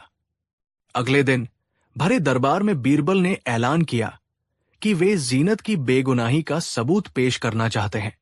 मीर कासिम अपनी गद्दी पर बैठा मुस्कुरा रहा था। उसे लगा कि बीरबल के पास कोई सबूत नहीं है और वे बस बड़ी बड़ी बातें कर रहे हैं। बीरबल ने जीनत की बूढ़ी मां को दरबार में पेश किया। उस औरत ने कांपते हुए मीर कासिम की पूरी साजिश का पर्दाफाश कर दिया। उसने बताया कि कैसे उसे और उसकी बेटी को इस नाटक में शामिल होने के लिए मजबूर किया गया। ये सुनते ही पूरे दरबार में सन्नाटा छा गया। बादशाह अकबर का चेहरा गुस्से से लाल हो गया। उन्होंने मीर कासिम की ओर देखा, जिसकी आंखों में अब खौफ साफ झलक रहा था। मीर कासिम अपनी जगह से खड़ा हुआ और चिल्लाकर बोला, झूठ! ये औरत झूठ बोल रही है। बीरबल ने इसे सिखा पगाकर भेजा है। ये बीरबल की साजिश है मुझे फंसाने की। इससे पहले कि अकबर कुछ कहते, मीर कासिम ने अपना आखिरी और सबसे खतरनाक दाव खेला। उसने अपनी तलवार निकाली और उसे अकबर के कदमों में रखते हुए बोला, जहांपना, मैं बरसों से आपकी और इस सल्तनत की वफादारी करता आया हूं। आज मुझ पर इतना बड़ा इल्जाम लगाया जा रहा है। मैं ये अपमान बर्दाश्त नहीं कर सकता। अगर आपको बीरबल की बात पर यकीन है और मेरी वफादारी पर शक, तो मैं चाहता हूं कि आप इंसाफ करें। मुझे और बीरबल को अग्नि परीक्षा से गुजरने का हुक्म दिया जाए। अग्नि परीक्षा का नाम सुनते ही दरबारियों की सांसें रुक गई। ये एक बहुत ही क्रूर और पुरानी प्रथा थी, जिसमें दोषी और निर्दोष का फैसला आग से किया जाता था। दो लोगों को जलते हुए कोयलों पर नंगे पैर चलने के लिए कहा जाता था। माना जाता था कि जो सच्चा होगा उसे आग कोई नुकसान नहीं पहुंचाएगी और जो झूठा होगा वो जलकर राख हो जाएगा। मीर कासिम जानता था कि बीरबल एक बुद्धिजीवी है। वे ऐसी अंधविश्वासी प्रथाओं में यकीन नहीं करते। उसे लगा कि बीरबल अग्निपरीक्षा देने से मना कर देंगे और जैसे ही वे मना करेंगे, ये साबित हो जाएगा कि वे झूठे हैं और डर रहे हैं। अकबर भी दुविधा में पड़ गए। वे ऐसी प्रथाओं को पसंद नहीं करते थे, लेकिन मीर कासिम ने इसे अपनी वफादारी का सवाल बना दिया था। सबकी निगाहें बीरबल पर थी। बीरबल शांत खड़े थे। वे जानते थे कि मीर कासिम ने उन्हें एक ऐसे दोराहे पर लाकर खड़ा कर दिया है जहां एक तरफ कुआं है और दूसरी तरफ खाई। अगर वे मना करते हैं तो झूठे साबित होंगे और अगर हाँ करते हैं तो उनके पैर जलना तय है। कुछ देर की खामोशी के बाद बीरबल ने एक गहरी सांस ली और बोले, जहांपना, मुझे वजीर साहब की ये शर्त मंजूर है। मैं अग्निपरीक्षा के लिए तैयार हूं। ये सुनते ही मीर कासिम की आंखों में एक शैतानी चमक आ गई। वो मन ही मन हंसा, मूर्ख, आज तू खुद अपनी मौत के मुंह में जा रहा है। अकबर ने भारी मन से इजाजत दे दी। महल के आंगन में एक लंबा गड्ढा खोदा गया और उसे दहकते हुए कोयलों से भर दिया गया। आग की लपटें आसमान छू रही थी। पूरा दरबार उस खौफनाक मंजर को देखने के लिए जमा था। मीर कासिम और बीरबल को आमने सामने खड़ा किया गया।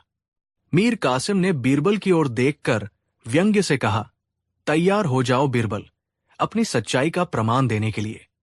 बीरबल मुस्कुराए और बोले, मैं तो तैयार हूं वजीर साहब, लेकिन इस परीक्षा की एक छोटी सी शर्त है मेरी।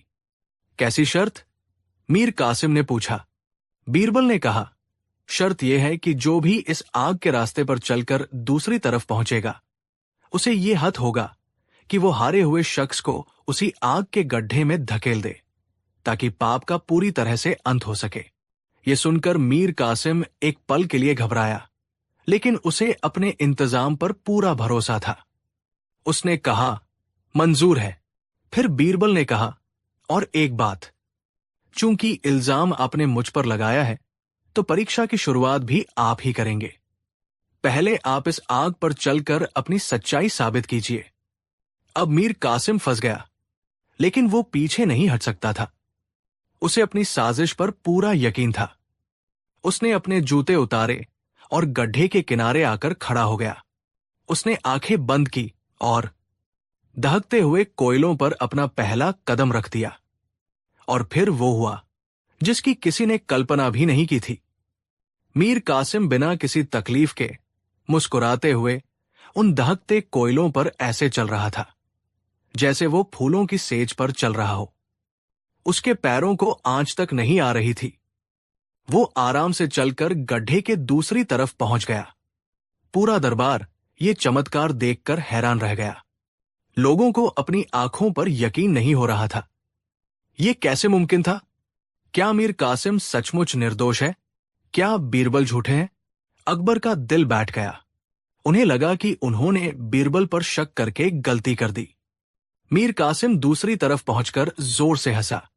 उसने बीरबल की ओर इशारा करते हुए कहा, देखा, आग ने भी मेरी सच्चाई को कबूल कर लिया। अब तुम्हारी बारी है, झूठे। आओ और अपनी मौत को गले लगाओ। अब बीरबल की बारी थी। उनकी जिंदगी और इज्जत दोनों दांव पर लगी थी। उन्होंने अपनी आंखें बंद की, एक गहरी सांस ली और अपना पहला कदम उन दहकते अंगारों की ओर बढ़ाया। तभी उन्होंने अपना कदम रोक लिया। वे पीछे हटे और मीर कासिम की ओर देखकर मुस्कुराए। उन्होंने कहा, वजीर साहब, आपकी सच्चाई तो मैंने देख ली, लेकिन अब जरा मेरी सच्चाई भी देख लीजिए। ये कहकर बीरबल गड्ढे के पास नहीं गए, बल्कि वे सीधे उन दो सिपाहियों के पास गए जिन्होंने जीनत के खिलाफ झूठी गवाही दी थी। वे दोनों सिपाही भीड़ में खड़े कांप रहे थे। बीरबल ने उनकी गर्दन पकड़ी और उन्हें घसीटते हुए उस आग के गड्ढे के किनारे ले आए। उन्होंने सिपाहियों से कहा, तुम्हारा मालिक तो आग से बच गया। अब तुम दोनों भी इस आग पर चलकर अपनी गवाही की सच्चाई साबित करो। ये सुनते ही उन दोनों सिपाहियों के चेहरे का रंग उड़ गया। वे जानते थे कि मीर कासिम तो बच गया, लेकिन वे नहीं बचेंगे। मौत को अपने इतने करीब देखकर उनकी सारी हिम्मत जवाब दे गई। वे दोनों बीरबल के पैरों में गिर पड़े और रोते हुए चिल्लाने लगे, हमें माफ कर दीजिए, हम झूठे हैं। हमने वजीर साहब के कहने पर झूठी गवाही दी थी। जीनत बेगुनाह है। ये सब वजीर साहब की साजिश है। ये कबूलनामा सुनते ही मीर कासिम के पैरों तले जमीन खिसक गई। बीरबल ने बादशाह की ओर देखकर कहा, जहां पनाह, यही है मेरी अग्नि परीक्षा। मुझे आग पर चलने की जरूरत नहीं है। सच्चाई तो खुद आग से डरकर बाहर आ गई है। अकबर गुस्से से अपनी गद्दी से उठे। उन्होंने मीर कासिम की ओर देखा, लेकिन एक सवाल अभी भी बाकी था। अकबर ने बीरबल से पूछा, लेकिन बीरबल, ये बताओ कि मीर कासिम आग पर चलने से जला क्यों नहीं? ये क्या चमत्कार था? बीरबल मुस्कुराए और उस आग के गड्ढे के पास गए। उन्होंने अपनी तलवार की नोक से कोयलों को कुरेदा। जैसे ही कोयले हटे, उनके नीचे से एक पतली पारदर्शी कांच की चादर दिखाई दी। बीरबल ने कहा, जहां पनाह, कोई चमत्कार नहीं हुआ। यह भी वजीर साहब की एक चाल थी। इन्होंने रात के अंधेरे में अपने आदमियों से इस गड्ढे में दहकते कोयलों के ऊपर फिटकरी से बना एक खास किस्म का पारदर्शी कांच बिछवा दिया था। यह कांच आग की गर्मी को तो रोकता है, लेकिन दिखाई नहीं देता। वजीर साहब कोयलों पर नहीं, बल्कि इस कांच पर चल रहे थे, और ये राज सिर्फ उन्हें और उनके खास आदमियों को पता था। इसीलिए जब मैंने उन सिपाहियों को आग पर चलने के लिए कहा, तो उनका सच बाहर आ गया। अब पूरी साजिश शीशे की तरह साफ हो चुकी थी। मीर कासिम ने बीरबल को हटाने के लिए एक के बाद एक कई जाल बिछाए थे, लेकिन बीरबल ने अपनी बुद्धि से उसके हर जाल को काट दिया और आखिर में उसी के बुने जाल में उसे ऐसा फंसाया कि उसके पास बचने का कोई रास्ता नहीं बचा। अकबर के हुक्म से मीर कासिम और उसके साथी सिपाहियों को गिरफ्तार कर लिया गया। जीनत को बाइज्जत बरी कर दिया गया। उस दिन एक बार फिर यह साबित हो गया कि साजिश की दीवारें चाहे कितनी भी ऊंची क्यों न हो, सच की एक छोटी सी चोट भी उन्हें गिराने के लिए काफी होती है। और बीरबल की बुद्धि वह चोट थी जिसके आगे बड़ी से बड़ी साजिशें भी धूल में मिल जाती थी। कहानी 8। ये कहानी मुगलिया सल्तनत के उस सुनहरे दौर की है जब हिंदुस्तान की तकदीर आगरा के लाल किले से लिखी जाती थी। शहंशाह जलालुद्दीन मोहम्मद अकबर का दरबार न केवल अपनी ताकत और दौलत के लिए मशहूर था, बल्कि वहां होने वाली अक्ल और दानिशमंदी की जंग पूरी दुनिया में चर्चा का विषय थी। और इस दरबार की सबसे चमकदार तलवार कोई लोहा या इस्पात की नहीं, बल्कि बीरबल की जुबान थी। लेकिन दोस्तों, शाही दरबार का माहौल हमेशा खुशनुमा नहीं होता था। जहां बीरबल जैसे हीरे थे, वही ईर्ष्या और जलन के कोयले भी सुलगते रहते थे। दरबार में कई ऐसे वजीर और अमीर थे जिन्हें बीरबल की बादशाह से नजदीकी एक आंख नहीं भाती थी।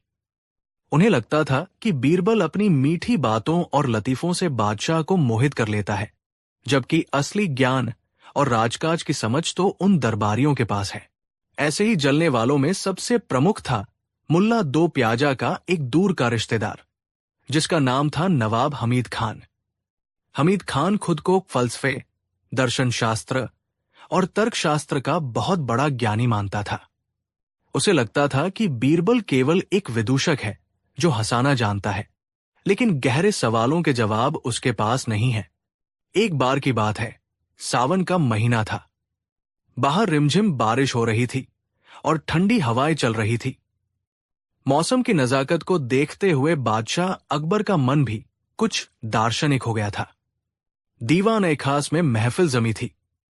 संगीत बंद था और चर्चा जिंदगी और मौत, सच और झूठ और पूर्णता और अपूर्णता पर चल रही थी।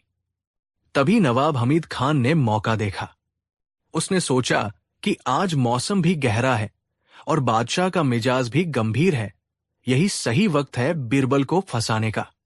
हमीद खान अपनी जगह से उठा और बड़े अदब से झुककर बोला, जहां पनाह, आपकी बातों में जो गहराई है वो हम जैसे तुच्छ सेवकों की समझ से बाहर है। लेकिन हुजूर, एक सवाल है जो बरसों से मेरे ज़हन में है और मुझे यकीन है कि इस दरबार में कोई भी उसका पूर्ण जवाब नहीं दे सकता। अकबर ने अपनी मूंछों पर हाथ फेरते हुए कहा, नवाब साहब, हमारे दरबार में नवरत्न मौजूद है। ऐसा कौन सा सवाल है जिसका जवाब यहां न मिले? पूछिए। हमीद खान ने तिरछी नजरों से बीरबल की ओर देखा और कहा, हुजूर, अक्सर लोग सवालों के जवाब देने में घंटों लगा देते हैं, लच्छेदार बातें करते हैं, कहानियां सुनाते हैं, लेकिन मेरा मानना है कि असली बुद्धिमानी संक्षिप्तताफ में है। क्या कोई ऐसा है जो मेरे सबसे मुश्किल सवाल का जवाब दे? लेकिन शर्त यह है कि वो जवाब पूरा नहीं होना चाहिए। उसे केवल आधा जवाब देना होगा। एक ऐसा आधा जवाब जो अनकहा होकर भी बादशाह को पूरी तरह संतुष्ट कर दे। पूरे दरबार में सन्नाटा छा गया। ये कैसी अजीब शर्त थी? जवाब ही देना है, लेकिन आधा, और वो भी ऐसे की बात पूरी समझ आ जाए। अकबर को ये चुनौती दिलचस्प लगी। उन्हें बीरबल की परीक्षा लेने में हमेशा मजा आता था। अकबर ने बीरबल की ओर देखा और मुस्कुराए। बीरबल, क्या तुमने सुना? नवाब हमीद खान एक पहेलीनुमा शर्त रख रहे हैं। क्या तुम तैयार हो? बीरबल, जो अब तक खामोशी से बारिश की बूंदों को गिरते हुए देख रहे थे, धीरे से मुस्कुराए। उन्होंने कहा, जहां पनाह, सवाल आने दीजिए। अगर सवाल में वजन होगा तो जवाब आधा होकर भी भारी पड़ेगा। अब हमीद खान ने अपना पासा फेंका। वो बीच दरबार में आया और बुलंद आवाज में बोला, तो सुनिए बीरबल, मेरा सवाल बादशाह की जिंदगी और उनकी सल्तनत के भविष्य से जुड़ा है। हम सब जानते हैं कि हर चीज का अंत निश्चित है, लेकिन मेरा सवाल यह है, दुनिया का अंत यानी कयामत, प्रलय कब आएगी? सवाल सुनकर दरबारियों के पसीने छूट गए। ये सवाल बहुत ही खतरनाक था। अगर कोई तारीख बताता है तो वो झूठ होगा, क्योंकि भविष्य केवल ईश्वर जानता है। अगर कोई कहता है मुझे नहीं पता, तो वो अपनी अज्ञानता स्वीकार करता है, और अगर कोई कहता है कभी नहीं, तो ये धर्म के खिलाफ होगा। और सबसे बड़ी मुसीबत जवाब केवल आधा देना था। हमीद खान के चेहरे पर विजय की मुस्कान थी। उसे लगा बीरबल फंस गया। बताइए बीरबल, हमीद ने उकसाया, कयामत कब आएगी? याद रहे, पूरा वाक्य नहीं बोलना है, पूरी व्याख्या नहीं देनी है, केवल आधा जवाब। और बादशाह सलामत को यकीन हो जाना चाहिए। बादशाह अकबर भी बीरबल की ओर उत्सुकता से देखने लगे। ये सवाल वाकई पेचीदा था। बीरबल अपनी जगह से उठे। उनके चेहरे पर कोई घबराहट नहीं थी। वे बहुत धीमी चाल चलते हुए बादशाह के तख्त के करीब आए। पूरा दरबार सांस रोके हुए था। सुई गिरने की भी आवाज सुनी जा सकती थी। बीरबल ने बादशाह की आंखों में देखा। उनकी आंखों में एक अजीब सी गहराई थी। फिर बीरबल ने अपना हाथ उठाया, तर्जनी उंगली से एक इशारा किया और केवल 3 शब्द कहे। उन्होंने कहा, जिस दिन आपकी। और बीरबल चुप हो गए। सन्नाटा और गहरा हो गया। हमीद खान हंसा। ये क्या बीरबल, जिस दिन आपकी? ये तो कोई जवाब नहीं हुआ। ये तो अधूरा वाक्य है। इसका क्या मतलब निकाले हम? जिस दिन बादशाह की क्या? जिस दिन बादशाह की शादी होगी? जिस दिन बादशाह जंग जीतेंगे? ये तो पहेली है, जवाब नहीं। अकबर भी थोड़े भ्रमित दिखे। उन्होंने कहा, बीरबल, नवाब साहब सही कह रहे हैं, जिस दिन आपकी। इससे कुछ स्पष्ट नहीं हो रहा। अपनी बात को थोड़ा और खोलो, लेकिन शर्त याद रखना, जवाब आधा ही होना चाहिए। बीरबल ने बहुत ही गंभीरता से कहा, हुजूर, मैंने जवाब दे दिया है, और ये जवाब आधा होकर भी अपने आप में पूरा है। अगर नवाब साहब की बुद्धि इसे नहीं समझ पा रही, तो इसमें मेरे जवाब का दोष नहीं, उनकी समझ का फेर है। ये सुनकर हमीद खान आग बबूला हो गया। जहांपनाह, ये धृष्टता है। ये अपनी नाकामी छुपाने के लिए पहेलियां बुझा रहे हैं। इन्हें अपनी हार मान लेनी चाहिए।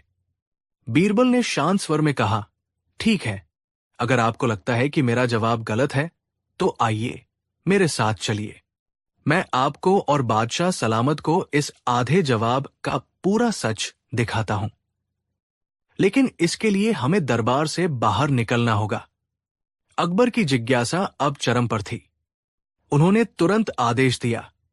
बादशाह, बीरबल, नवाब हमीद खान और कुछ खास अंगरक्षक वेश बदलकर शाही महल से बाहर निकले। बारिश अब रुक चुकी थी, लेकिन सड़कों पर पानी भरा था। बीरबल उन्हें शहर के मुख्य बाजार की ओर नहीं, बल्कि शहर के बाहरी इलाके की ओर ले गए। चलते चलते शाम ढलने लगी और अंधेरा घिर आया। हमीद खान बार बार बड़बड़ा रहा था कि ये समय की बर्बादी है, लेकिन बीरबल खामोश थे। अंत में बीरबल एक बहुत ही गरीब बस्ती के पास रुके। वहां एक टूटी फूटी झोपड़ी थी। झोपड़ी के बाहर एक बूढ़ा आदमी बैठा रो रहा था। उसके सामने एक जवान लड़के की लाश पड़ी थी, जिसे शायद किसी बीमारी ने जकड़ लिया था। चारों तरफ मातम छाया हुआ था। उस बूढ़े पिता के लिए जैसे आसमान टूट पड़ा था। वो छाती पीट पीट कर कह रहा था, मेरे लिए तो सब खत्म हो गया, मेरी दुनिया उजड़ गई। अब मैं जी कर क्या करूंगा? आज ही मेरी कयामत आ गई। बीरबल ने बादशाह का हाथ पकड़ा और उन्हें थोड़ा और आगे ले गए। थोड़ी दूर पर एक और घर था, जहां से ढोलन गाड़ों की आवाज आ रही थी। वहां किसी के घर बेटा पैदा हुआ था। लोग खुशियां मना रहे थे, मिठाइयां बांट रहे थे।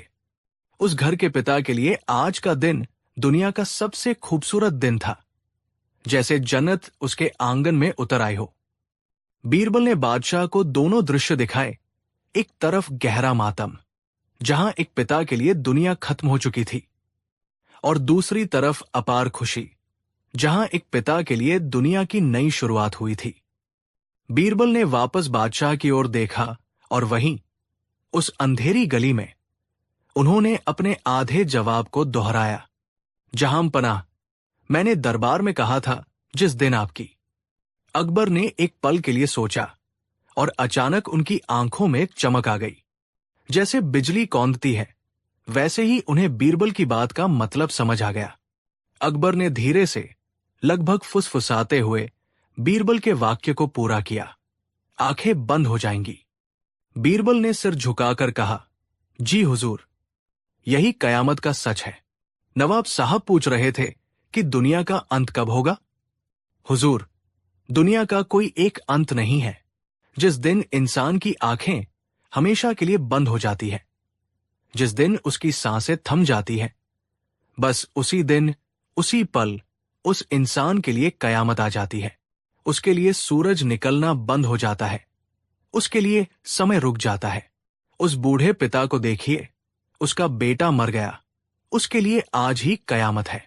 और उस दूसरे घर को देखिए, उनके लिए आज सृष्टि का आरंभ है।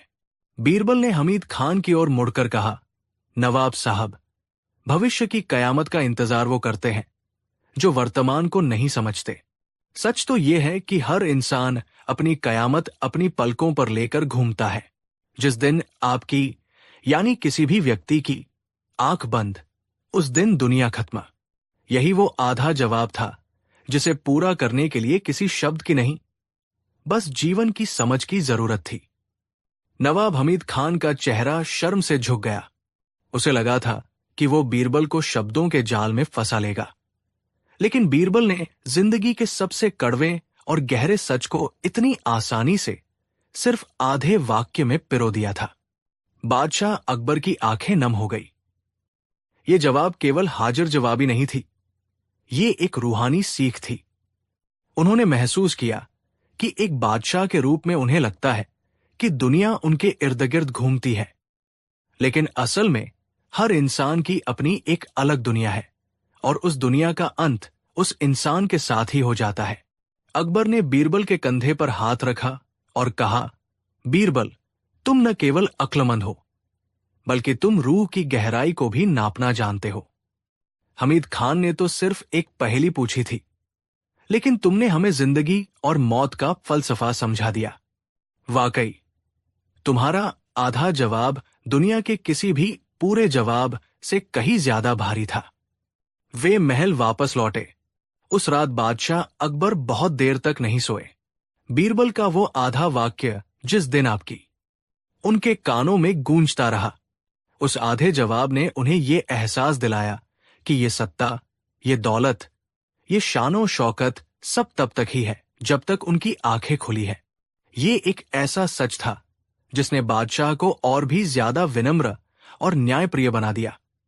अगले दिन दरबार में नवाब हमीद खान ने खुद बीरबल से माफी मांगी। उसने स्वीकार किया कि शब्दों की बाजीगरी एक तरफ है और जीवन की समझ दूसरी तरफ। दोस्तों, बीरबल की ये कहानी हमें सिखाती है कि कभी कभी कम बोलना ज्यादा बोलने से बेहतर होता है। बुद्धिमानी इसमें नहीं है कि आप कितना लंबा भाषण दे सकते हैं, बल्कि इसमें है कि आप कितने कम शब्दों में कितनी बड़ी बात कह सकते हैं। और सबसे बड़ी बात, ये कहानी हमें याद दिलाती है कि हम भविष्य की चिंताओं में अपना वर्तमान खराब न करें। दुनिया कब खत्म होगी ये कोई नहीं जानता, लेकिन हमारी दुनिया हमारे विचारों और हमारे कर्मों से ही चलती है। तो अगली बार जब कोई आपसे कोई ऐसा सवाल पूछे जिसका जवाब देना नामुमकिन लगे, तो याद रखिएगा बीरबल का ये आधा जवाब। शायद कभी कभी खामोशी या इशारा शब्दों से ज्यादा शोर मचाता है। और इसी के साथ आगरा के किले की उस बरसात वाली रात का ये किस्सा यही खत्म होता है, लेकिन इसकी गूंज आज भी हमारे दिलों